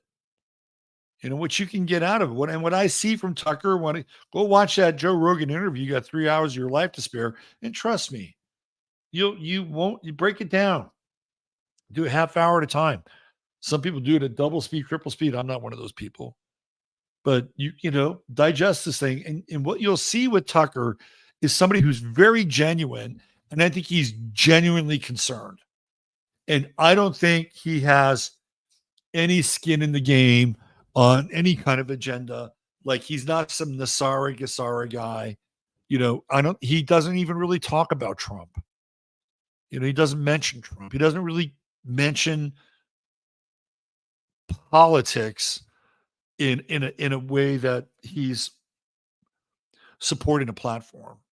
He'll mention it in a kind of more, I don't know, holistic sense, right? Like the system, or he'll talk about certain people in the system, like Mike Pompeo or Joe Biden or Alexandria Ocasio-Cortez or whoever, right? But he's not really talking about them in the sense that, I support this person or I support this person. That's not really part of his agenda. So anyway, there you go. It is the cosmic awakening of Tucker Carlson. All right. Now, in as much as we have Tucker as somebody who is going through the awakening process, we have Mike Johnson. And Mike Johnson might be at the other end of the spectrum.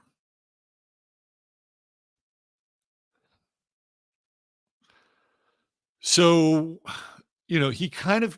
Mike Johnson just kind of popped in out of the blue, right? Out of the blue. So let me show you something here. This is,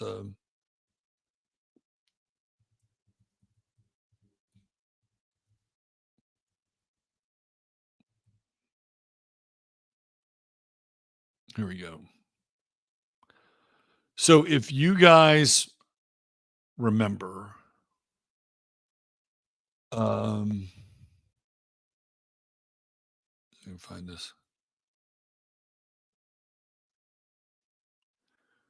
Right here. If you guys remember, Jim Jordan was the guy that was on the docket to become the Speaker of the House. He was on the docket to become the Speaker of the House. And there's all this back and forth as they're deposing Kevin McCarthy. Let me see if I can find the. Let me find the image here. Yeah, right here.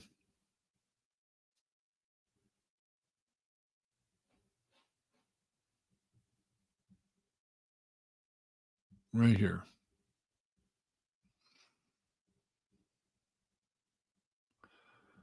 All right, come on back. Okay, here we go. All right.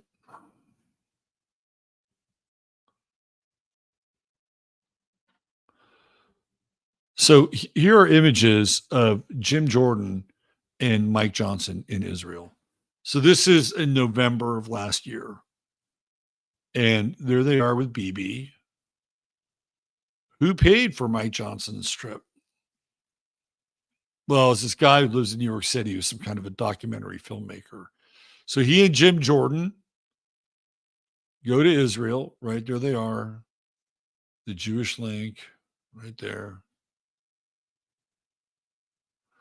Visit the deal of the century region firsthand. So they're getting taken all over Israel. They get to wear the hard hats. Is that Mike Johnson's wife? All right. So they're buttering Mike Johnson's bread. Right? They're buttering the bread. Right there. See how close they are? It's like, here we go. He's making the deal. He's making the deal with Matt Gaetz.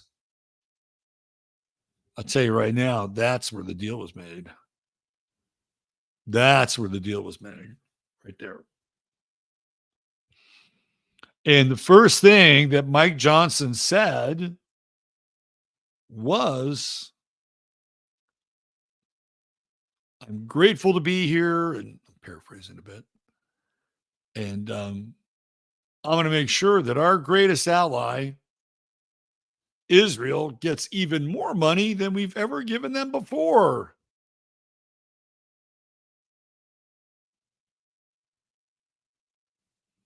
He made good on his deal, didn't he?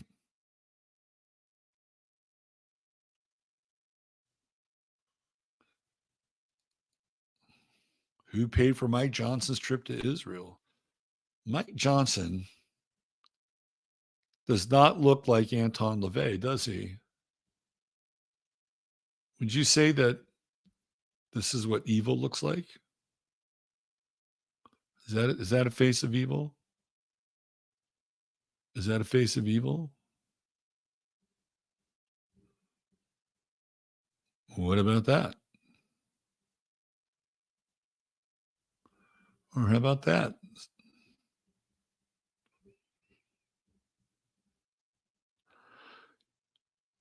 You know, I think this is a dude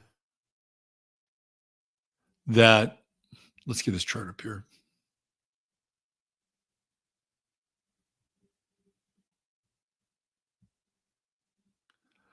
I think Mike Johnson is a guy who is out over his skis.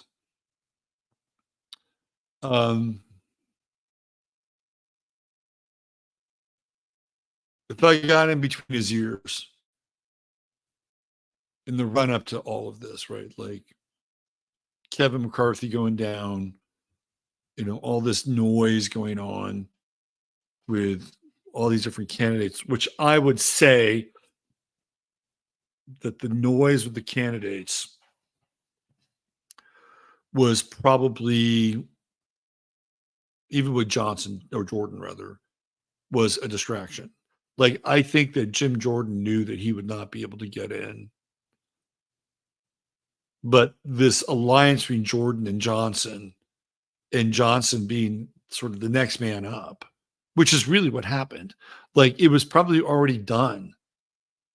Like, the whole thing with Jordan was probably just a bit of a smokescreen.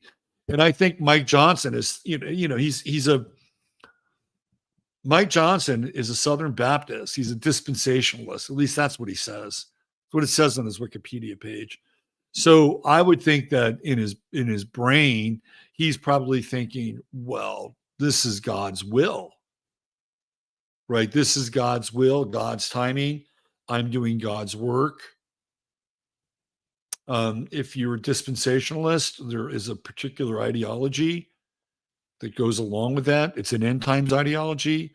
It's an eschatological ideology that, of course, brings into this idea of revelation, judgment, end times, and certain conditions have to be met in order for that to happen. Mike Johnson is invested in those conditions. He's invested in Israel. Now, the Ukraine thing, I'm sure he probably can go to sleep at night being a good dispensationalist and giving Israel the money. I think he's probably having to hold his nose on the Ukraine thing. Right? Because when he was elected, he didn't say, first thing we're going to do is we're going to give Israel and Ukraine all the money they deserve because they are our, our partners in democracy. No, he didn't say Ukraine. He just said Israel. So I think, he's having to accept this Ukraine thing because it's tied to the Israel thing, right? It's tied to the Israel thing. And I think that Mike Johnson, even though he'll sit you right down and take you into a dissertation about some passage in Jeremiah or Peter or Psalms or whatever, right? I think he's kind of evil, right? Because he's being used. And this is what Tucker Carlson talks about. Weak people. And I think I'm going to give Palace Pepper some credit on this because she said that Mike Johnson was a weak person. And I agree with her on that completely, 100%. That said, I also think he's a willing participant. He's got that Mars and Aries right there, right? And what is Mars and Aries like? It likes conflict. And there's, when you've got a Jupiter Mars trine in your chart and you've got Jupiter and Sagittarius conjunct the galactic center, like how fucking convinced are you that you're doing God's work? You are really convinced. Remember we talked about that Mars like being, well, it was in Sag, but it's, it's very, it's the energy of the quest. In Aries, it's all about conflict. So once this guy feels like, he's got the revelation, look out. He's all in. That's a lot of power, that Jupiter Mars trine. I ain't gonna, lie about that. That's a lot of ideological power that he can get behind. And he also has the moon in Leo, a little bit of hubris with the moon in Leo, right? I think we've got some eclipse action here. He's got that Aquarian sun. So I don't know why people think I hate Aquarians. I don't hate Aquarians. There are a lot of Aquarians I like. One of my favorite personalities of all time is an Aquarian. That's Johnny Rotten. I love Johnny Rotten. John Lydon. I love John Lydon. There's some great Aquarians out there. Do I have a few snarky things to say about it? Sure, but I have snarky things to say about all signs. I do. But I don't really have a sign that I don't like. And I'm not going to get into it right now, but I think there are signs that are more difficult to deal with, particularly in certain configurations. But I've even healed my affliction with Pisces, which has been an interesting affliction. Anyway, let's get back to Mike Johnson. But he's got that Moon Mars trine, right? Again, there's that surety, that sense that like he knows what to do. Like this guy does not lack for confidence. I'm telling you that right now. He does not lack for confidence. He's got this grand trine, right? Saturn in Taurus. Ooh, look at that. 29 degrees Taurus. Uranus is going to hit his Saturn. I wonder if he's going to be able to get through that. That's when Tucker Carlson woke up, right? They're separated by 3 years. That'll be very interesting. Now, I don't know if he's a Virgo rising or not. He's got the look of a Virgo rising, like every fucking hair is in place, right? Like coiffed neat. That's Virgo rising. So I just threw that out there. He's got a powerful chart though. He's got a Sun Pluto trine, Sun Mercury trine, Pluto Mercury trine. Like, this guy's into power. He's into power. He's climbing the ladder. He's into power. He's into worldly power. Yeah, Pluto's in Libra. Yeah, I know. But he's into worldly power. He comes right in there and trines in with Mercury, right? Boom. Boom. Bada bing. And the sun too. He's got a Sun Pluto trine as well. Coming at it both ways. Trine. He's got a powerful chart. Mike Johnson has a powerful chart. This is kind of worldly. Mercury, Saturn. That Mercury, Saturn trine with Pluto in there, this is somebody who is a planner. Mike Johnson is a planner. Yeah, it may have all theoretically happened, but like, who the fuck is Mike Johnson? Where did he come from? No, that was planned. That was all planned. You could go back and you could look at that little trip there to Israel with Jim Jordan. And Jim Jordan knew that he was not going to win. He knew it, but he had Mike Johnson. Just wait. We'll get through this. Just wait. Now, why was he voted in so easily by the other side? The other side knows who Mike Johnson is. The other side, of course, being the Democrats. I could play you a video of Mike Johnson going hardcore against white privilege. Mike Johnson came out with a video. He adopted a son, black son, who's had nothing but problems. That's beside the point. But, basically Mike Johnson said, hey, I got a white son and a black son. Life's been a hell of a lot easier for my white son. I can tell you that right now. So he's made it a point to make sure that along with his theological package, we're also getting his social liberal package.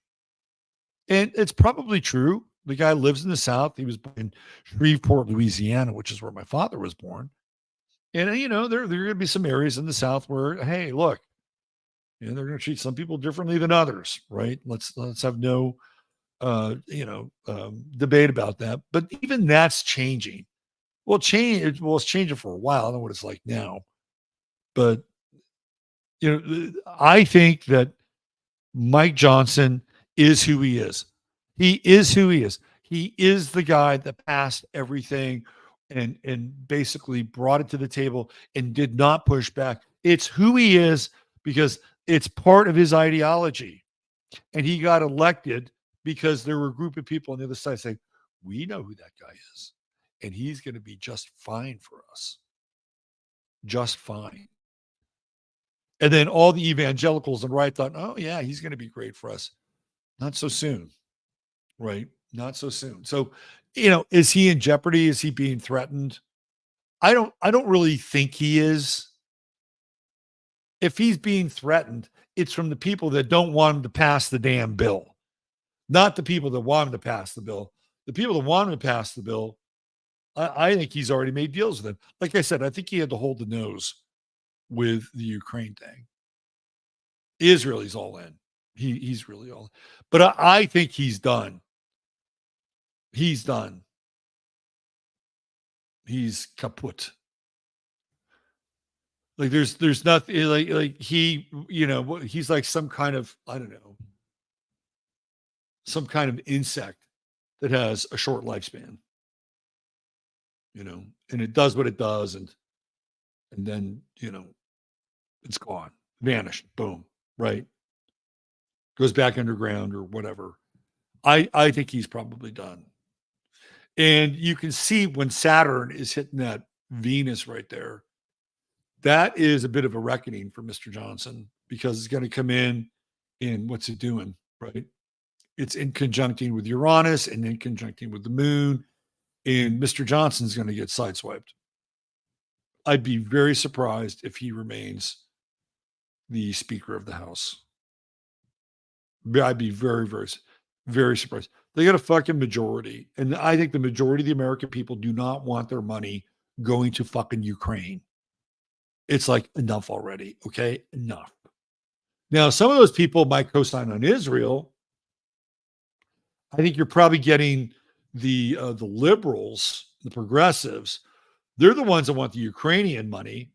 And then the Zionists and the Zio-Christians and AIPAC and the Israeli lobby, they're the ones that want the money to go to Israel. So, it's just a big party there. But I don't know. 19 people voted against it. Is that right? Chip Roy, Thomas Massey, Boebert, kind of the usual suspects, Matt Gaetz. Although, Matt Gaetz started the whole process. I don't know where he was on the Mike Johnson thing, but I think he's done. Keep your eye on the Saturn transit coming in hot, conjuncting Venus. That is a reality check with partnerships, agreements, and contracts. And the interesting thing about Venus in his chart is it's naked, right? It's just kind of hanging out there, right? You got the quintile with Saturn, which, helps him with his professional relationships. But other than that, it's not protected at all. Yeah, he's got Vesta there, but that's a minor conjunction. I think that that the bill is coming due on Mr. Johnson very shortly, very, very shortly. They're going to revisit their relationship. They're being the people. Now, look, there are a lot of people who voted for the damn bill. Do you think that those people are going to turn around and vote to impeach Mike Johnson? Probably not. They may not even have the votes to do it. But I could see where this guy might just say, okay, I'm done. He might just step down. Although I tell you right now, it would put a major like downer on his sort of overarching divine plan and blueprint, where he's playing sort of the right hand of God here, which I think he believes. I think he's totally bought into that. Like when you can see he's in Israel. Oh my God, he's fucking happy. He was happy there, wasn't he? I mean, it's all kind of, falling in place. It's all falling in place. The plan is coming together.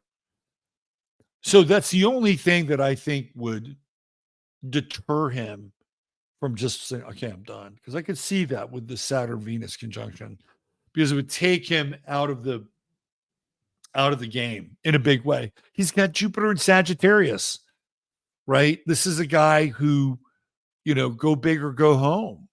And even no, it's just go big or don't go home, right? There's just go big. And his Jupiter is squaring Pluto in his chart as well.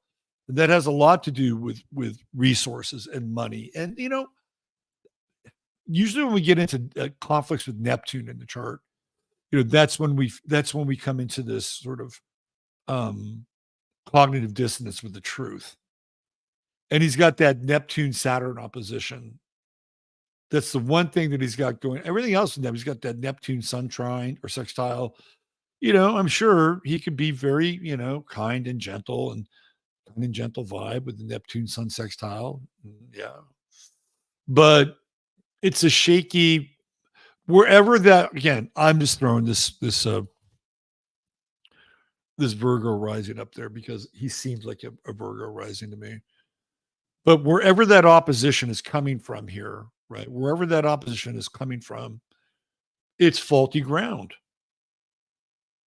It's faulty ground. Now, unless we flip it completely and Saturn's on the bottom and Neptune's on the top. It's a little bit different. You're starting with a different foundation, much more solid, much more structured. And then you're moving up towards the ideal. Like Neptune is the ideal, and Saturn is, the ground floor of responsibility and limits, right? So you take care of that. You take care of all those nuts and bolts, and you lay a sturdy foundation. And then you just ride that opposition to the top with Neptune, and that's the dream.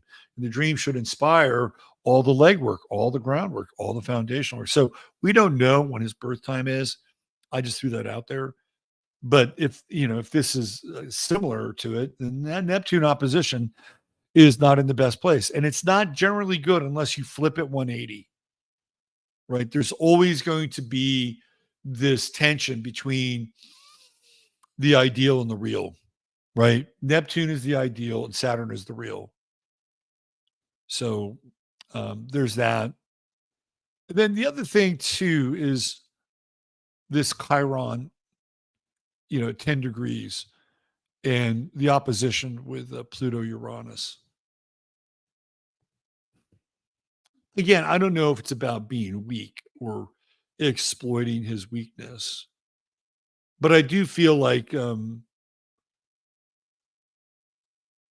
it's weird, right? Because Aquarians don't always operate this way.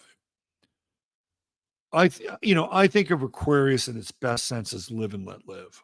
Just live and let live. You live your life, I'll live my life. Right? We're good. Maybe we have a barbecue every now and then together on the street. Maybe watch my cats or I can watch her. It's kind of one of those things. I don't feel like Aquarius is necessarily a planet that wants, or a sign that wants to dominate, unless, here's the caveat, unless that person's ideology is running them like a program. And you'll find that with Aquarians, both on the right and the left. We've been down that path before. So I feel like what's really driving him is this Mars. And Chiron, as I was trying to get kind of back into the flow of my thought, Chiron and Aries, I think, is there to help him, quote unquote, be a man, right? To be a man. And maybe that's part of what this is about. Maybe he's trying to stand up and show everybody that, yeah, I can take the heat. Right? I can take the heat. I got that Pluto on the back end. I can take the heat. I got Uranus on the back end. I can take the heat. Yeah, we'll see. We'll see when Chiron conjuncts Mr. Johnson's Mars. We'll see. We'll see how inspired he feels at that point in time. It's going to be interesting. If he did not have this Mars Jupiter trine and feeling like, he's, again, this guy, I'm convinced. If you sat down and said, like when he got named speaker, did you feel like this was really a divinely inspired moment in your life? He would say, absolutely. Did you feel like God chose you to help lead the people of the United States and, Israel and all? He would say, absolutely. Right? He would have no problem with that whatsoever. And I still think he's probably convinced of it. But the reality of it is going to be a totally different thing. Totally different. All right. Yes, I know. I know what you want. I know what you want. Okay. Speaking of Israel, well, we have a little Israel talk. The red heifer. You know what, Peachy? It is so lucky that she's imperfect. She's not a completely red cat. She's imperfect. She has too much white. You have too much white to be taken to the temple. Yes, you do. You are beautifully imperfect. Even Jasper has too much white. Jasper, you've got some blemishes too. You have some blemishes as well. All right, let me get this up here. Where are we? Yes. Here we go.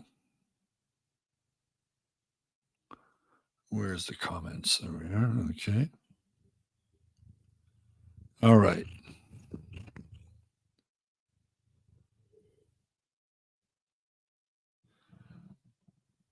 Let's check in with Israel, shall we? Birthday coming up here, 14th of May. And there's the sun right there.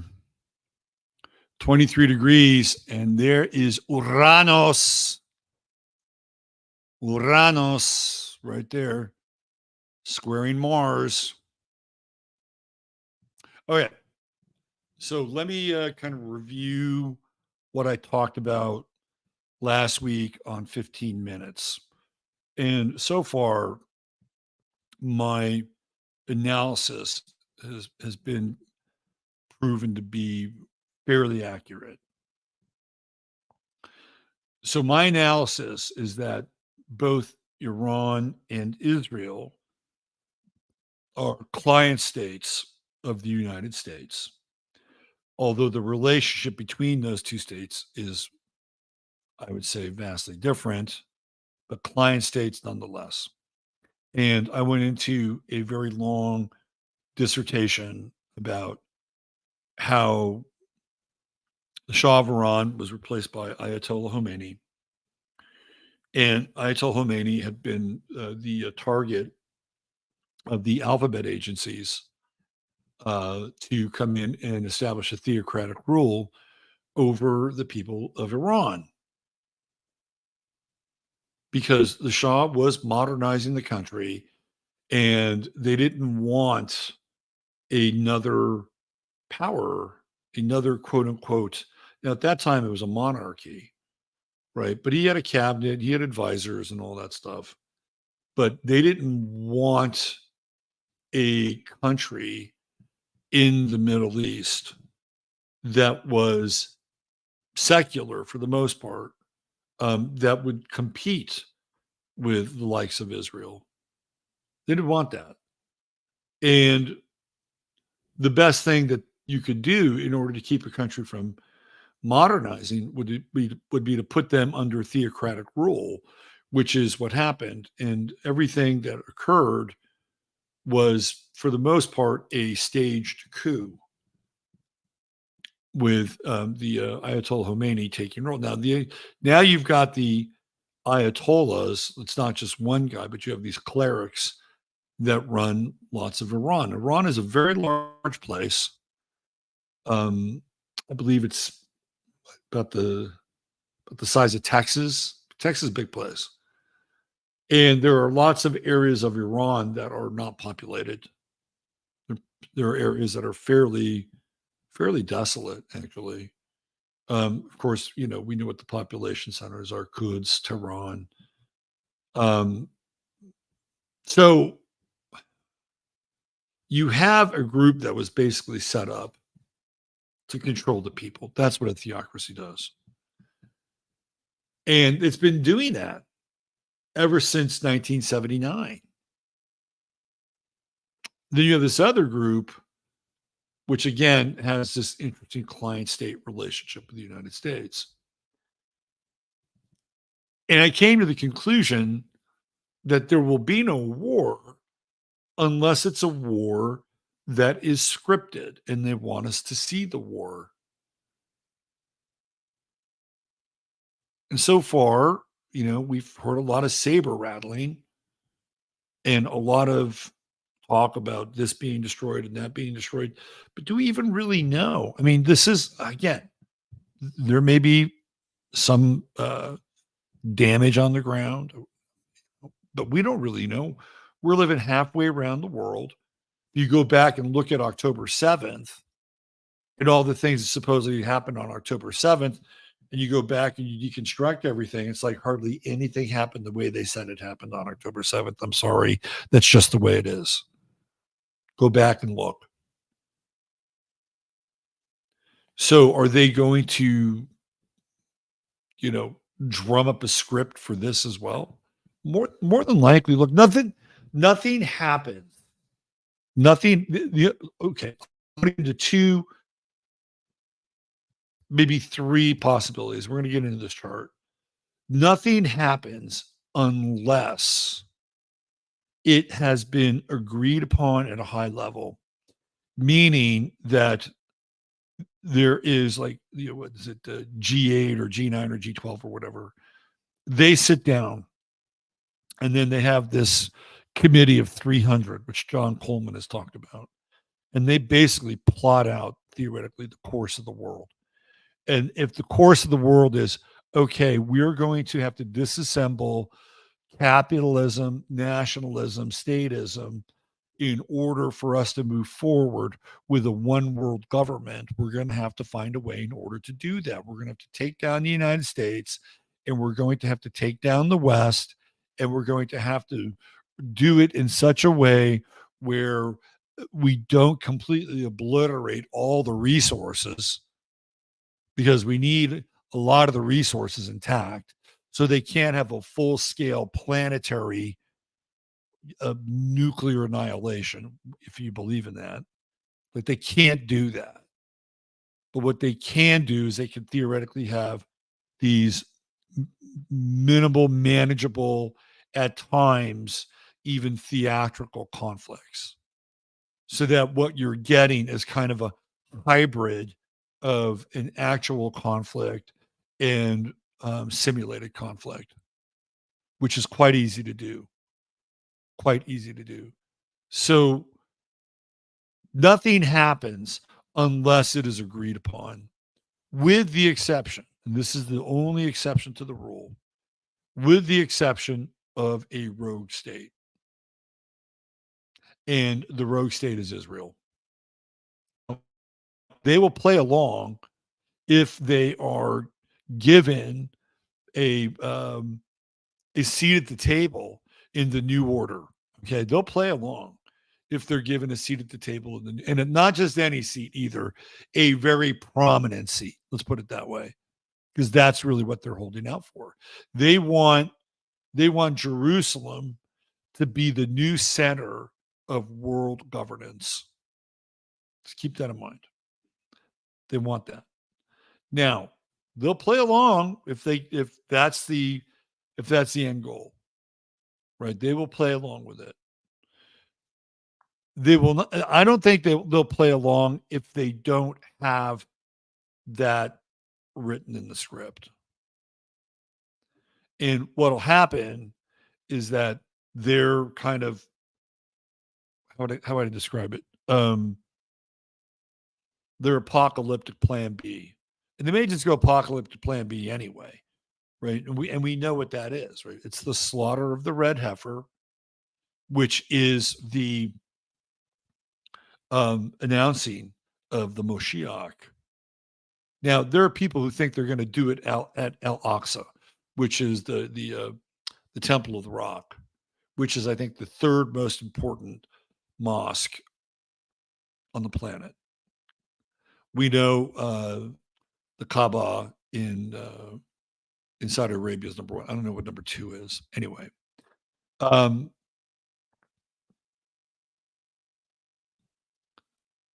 if that happens, right, that's the rogue mission, right? That's like, okay, we got a rogue state now.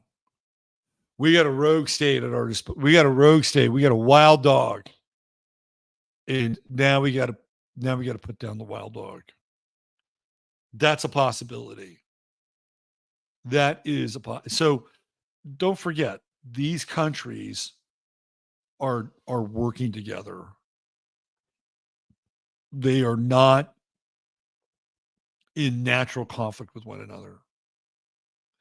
Now, they may have unnatural conflict that is provoked. That's something completely different. They're working together.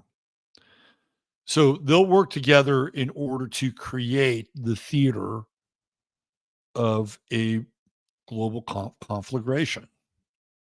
And when you have somebody like Mike Johnson with Mars and Aries talking out of his ass and talk about the axis of evil being Iran and Russia and China. Those are talking points that have been given to him. And if they align with his end times ideology, it's easy for him to say it. I don't know if they do or not, but it would be easy for him to say it. But here's where Israel's really coming up on the clock here, right? Very fast. That's the Uranus-Sun conjunction and squaring Mars. That's pretty explosive and pretty violent. Pretty explosive and pretty violent. And we're at the 21st. Tomorrow's the 22nd. They said that the 22nd was going to be the day that they would slaughter the red heifer. Isn't that interesting? Uranus-Sun conjunction, squaring Mars. Huh. Very interesting. You know, that's that Mars is the same degree as Trump's Mars. So Trump's Mars and Israel's Mars are one's the left and one's the right. I don't know which one is which, but and so their Mars is right on his ascendant, and their sun is right on his midheaven. How about that? And I think, if I'm not mistaken, their Venus is conjunct his Venus and Mercury, which are conjunct in Cancer. So they have all these really interesting overlays. Trump, who was born in 1947, has Uranus and Gemini pretty much at the same degree. So they both have that. But to me, really, it's their sun on his midheaven, which is, by the way, 25 Taurus, which is conjunct Algol. So Israel has an extremely prominent place in the Trump chart. Here, we can even bring the two of them together. Let's do this. And I'll show you this, are we in another freeze? Oh, fuck, hold on. We're in a freeze, aren't we? Oh, damn it. I hate this. All right. Give me a second. I'll be back. I'll be back.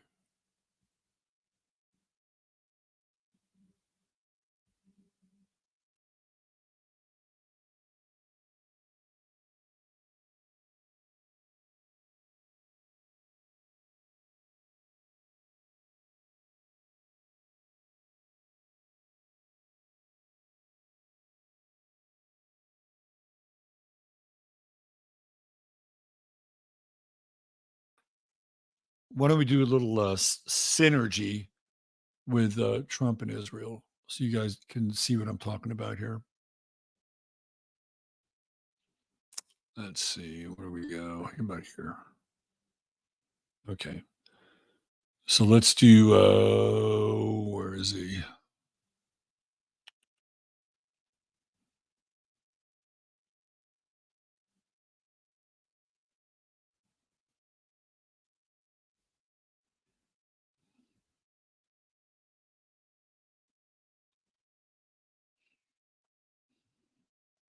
Do I not have Trump's chart? That's what there he is. That's one of those charts I never let go of because you never know when you're going to use it, like tonight. Okay, so let's do.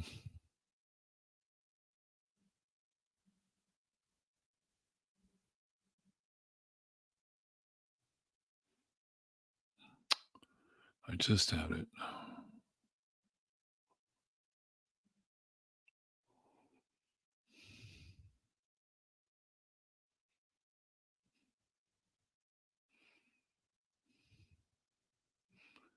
Okay, there's Trump there.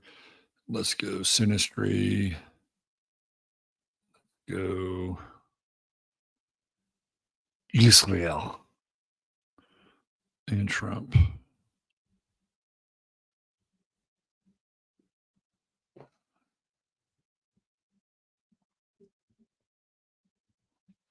All right. Here we go. Thanks for your patience. So you can see what I'm talking about in terms of the the closeness of Trump and Israel. I mean, astrologically, it's like, you can't really uh, get any closer in a lot of ways. So here we go.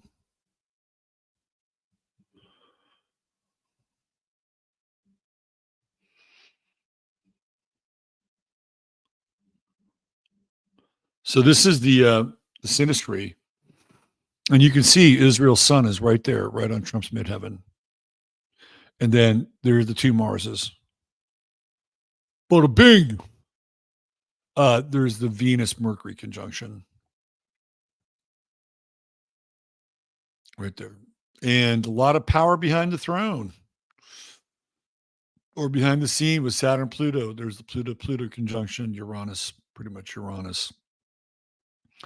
You're apart. And even, look, Jupiter down here, fourth house. Jupiter has that same degree of Sag as Mike Johnson. So that's my Sag is close to that degree. It's 25. And how would I describe that?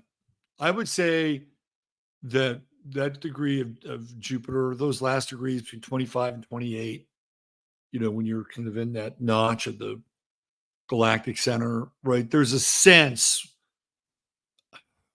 of righteousness in some ways, whether it's right or wrong, like it's kind of in there. It's kind of baked in. I think for Israel, the challenge is going to be what's on the other side, which is going to be Uranus in the natal chart.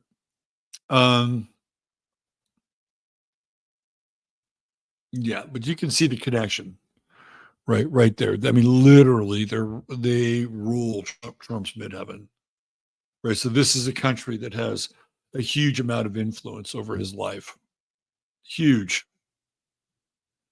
And then, the two Marses here, basically, the left hook and the right hook. Yeah. Anyway, just want to show you that. They've got some challenges coming up here with the Uranus conjunction with their sun squaring their Mars. Could something go off script? So here, let me just go back and not every country in the world is going to be in on the plan. I don't think Yemen is in on the plan. I think Yemen is kind of rogue, right? They're kind of rogue. Like once the Houthis, who do not have complete control of Yemen, but they have a majority control of Yemen, got in power, it was a lot easier, I think, for them to have a bit of a breakaway state, right? So when you look at the Uranus Sun conjunction, to me, that's something that goes off script, something that Israel is not really ready for. They're, sort of like they're messing around with Iran and they're playing this little cat and mouse game with Iran. Then all of a sudden, somebody completely unexpected, like delivers a blow. Like out of the blue, Erdogan of Turkey.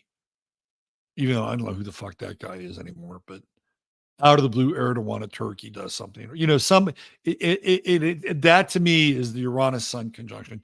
Now you throw the heifer thing into the red heifer thing, because we are in Taurus, right? We are in the time of the bull and the cow and the steer. So we're in perfect red heifer territory. So what happens if they slaughter this red heifer, right? Because they will do it. How is that going to be interpreted by the Muslim community? Because the Muslim community, essentially sees that as like an opening salvo to retake the Al-Aqsa Mosque. which they believe that Israel will rebuild the third temple on that site. So again, what are the unintended consequences of doing something like that? We just don't know. I mean, we can speculate, but we don't know. So anyway, did we get enough of that chart? Did we get enough of that? Just bring it back here one more time. The synastry chart right there. For those of you that haven't seen it, that's Israel's sun right on Trump's midheaven that dominates this chart. And then the dueling Mars is there together on the ascendant. I mean, to me, these are and of course, they're in conflict with one another, right? This dynamic tension. And then here is Saturn and Pluto and the moon. I just think that those are all rulership issues in charts behind the scenes, very much so in the 10th house or 12th house, rather. Yeah, red heifer territory. I think tomorrow is probably one of those days, right? One of those days. What's the other day? Is it the 24th? Is it 4/24, 2/24? Is that it? Is it there's something what anagrammatic I think about is it 4/24, 2/24, so it'd be 4/24/24. No, I guess not. Keep your eye on tomorrow. Keep your eye. Well, I would say the next 2 days between the 22nd and the 24th. And I think the outlier for the slaughtering of the heifers on the 24th, if I'm not mistaken. I think that's the outlier. But it would make, in terms of the Passover dates and times, etc. I think let's go to the chart of the moment, and then we'll talk about like the conditions, etc., etc.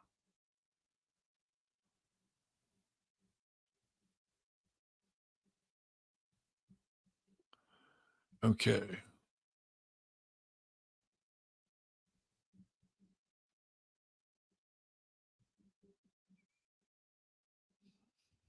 All right.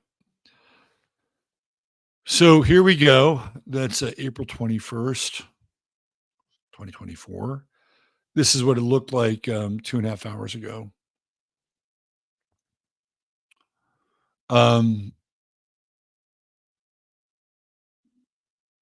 So there's the moon in Libra conjuncting that south node. Still very much a lot like the eclipse conditions, with the exception of Mars, which was here conjunct Saturn, right? During that whole thing. And then the moon would have been over here. And instead, we have the Sun Pluto square versus the Mercury Pluto square, but still kind of in that. So the day that I would pay attention to probably would be, so tomorrow's the 22nd. So the moon will definitely be in Libra tomorrow.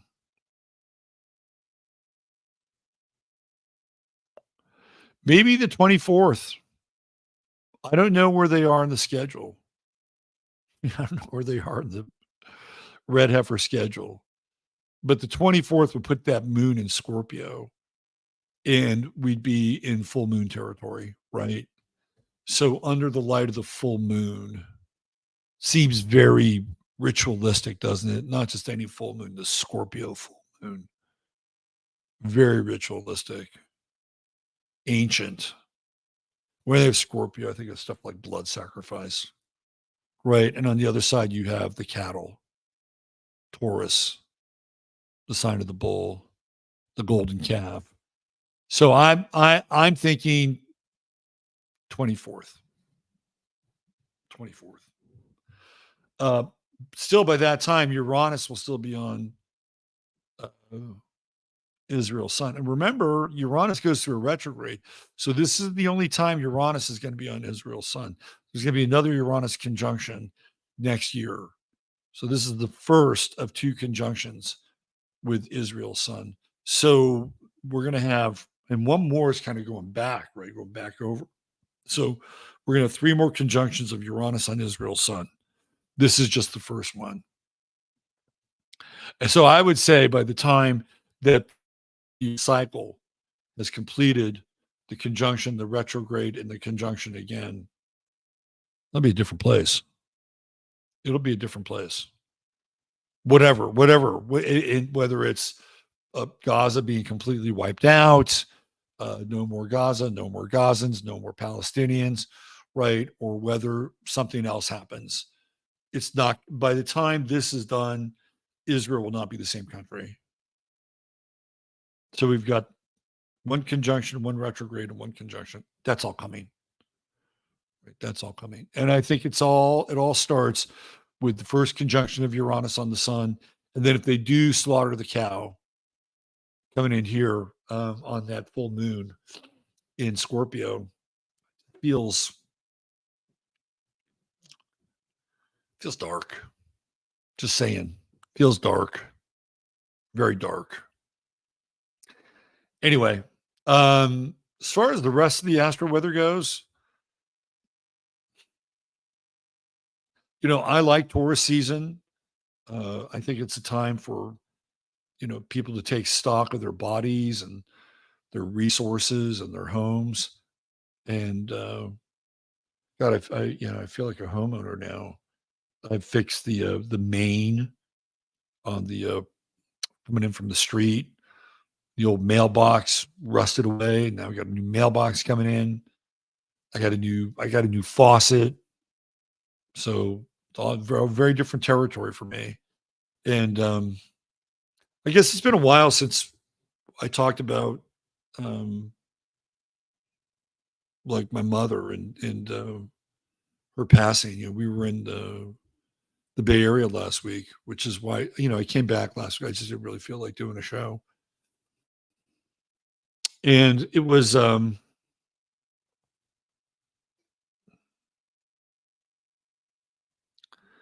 very powerful to be part of that memorial, and to see how many people love my mother was really quite something. You hear stories about people who pass away, and there's hardly a trace of them. You hardly a memory of who they were. That's not the case with my mother. Like, my mother left a mark on the world that she was a part of for the last 14 years. And I saw it through those people that were her friends, her colleagues, um, her family, really her family. They became all those people at her church became her family. And she developed relationships with these people that were quite interesting. And in many ways, outside the depth of relating that she experienced while she was my father's wife. She had the ability to choose her own friends and have her own conversations and her own opinions about things. And the last 14 years of her life were I think, really remarkable for her. It gave her a purpose and a meaning and peace in her life. And she was never, ever not busy. And, one of the revelations I had was I kept pressing her, about 3 years ago to start to think about moving to Texas. I said, "Look, I don't want us to get to a point where you get really sick and, we have to move you," which is exactly what happened. Um, you're not going to tell somebody who's got Mars and Taurus how to move. Trust me. I got two of those in my life. Well, at least one now. But I also realized why she didn't want to leave, because she loved those people. That her social life and the church and all the things that went along with it were very difficult for her to let go of, because they had been so ingrained and had become such uh, a deep um, support for her. So, in a lot of ways, from my distance, my perspective, just said, "Oh, this is just a Pisces thing. Pisces don't like to deal with change. They don't like to deal with the inevitable. Most cases, they're more than happy to just, exist in denial." Right? That was my perspective. But upon further review, even though I think some of that was there, and she was a Cancer rising with Pluto and Cancer on her ascendant, I think that she really wanted to just stay there and be there for as long as she could with the people that she loved. If she could have done that forever, she would have. If she could have served that church and been the head of Altar Guild, she had found her purpose. And I think that that was the hardest part for her, was letting go of that. So it was great. It was great to see that there was an ulterior motive for her wanting to stay. And it wasn't just about the fuss and the challenge of change. She really liked where she lived, and she really loved who she lived with in that world. So anyway, you guys wanted some feedback or story about that, and that's what I walked away with. Was that. And even in the end, I just think that she just, in her mind, she wasn't done living. She wanted more. And unfortunately, her body was not gonna allow it. There was, an expiration date, and we ran into it. So anyway, Taurus allows us to step back and, give thanks for the worldly things we have. Give thanks for the food and the comfort and the people. And there are a lot of people in this world who don't jack shit. I mean, we're really very blessed in this country, no matter how bad it is. And it's going to get worse. And, it's going to be interesting because on the one hand, I think our comfort zone is going to erode. But on the other hand, I think our spiritual capacity and the ability to see truth and to puncture the veil of illusion of the corrupt old world will grow. Right. So it's going to be a fascinating balance between seeing this old structure you get very, very shaky and get even more challenging. But in this other sort of zone, we'll be getting stronger, because that's kind of how the universe works. There's always this fascinating balance that takes place between conditions. So yeah, Taurus, give thanks for what you have. Love what you have. What you have here now, right? It's also an opportunity for you to be generous. We had Lee Williams on the show on Friday. I urge you to go back and watch the Friday show. And Lee is an entrepreneur and a pastor, and he's got a restaurant up in Rockwall, and he's got a kind of a grind of meat that he uses for his burgers are all grass fed, grass finished, and He decided that he wanted to help the people in West Texas out who've been just obliterated by this fire that happened back in February. And it was March, February, about 6 weeks ago. Anyway, so he's making a documentary called We're Here. And I had him on the show on Friday. Go watch the show, and you'll find out just how decimated these people are, and that they have to get fencing back up, and and they're just trying to rebuild their lives. They're just trying to rebuild, and then nobody's helping them. The state of Texas isn't helping them. Cattlemen's Association isn't helping them. The government, the United States government isn't helping them. Right. So Lee and others are kind of on a quest to help these families. So go back and watch the show from Friday, and you'll see what I'm talking about. And if you have a $5, $10, $15 donation, whatever, I think it'd be helpful for these people. And he's also selling some shirts. So if you want to buy a shirt, you can buy a shirt. And I think some of the money goes to the farmers as well, ranchers as well. And that's where we are with Taurus, right? It's like, look around. Take a look around the material world. Who knows? This could be, a glitched out matrix system, in the mind of God, but we're still in the material world as we know it. And yeah, enjoy it. Give thanks for it. Take care of it. Take care of it. Take care of it and take care of the people that are in your life. And the little four-leggeds. I mean, this is who we are, right? If we could do that, we'd be so much better off. And that's ground zero. All right. I think we're good. We'll get into more Taurus next week. We'll make it kind of more of a focus dive. Just wanted to get into a little Tucker Carlson night and a few other areas.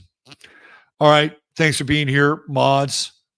Thank you so much for doing what you do. And Chattaria, you're the absolute best chat group on the internet. Love you all.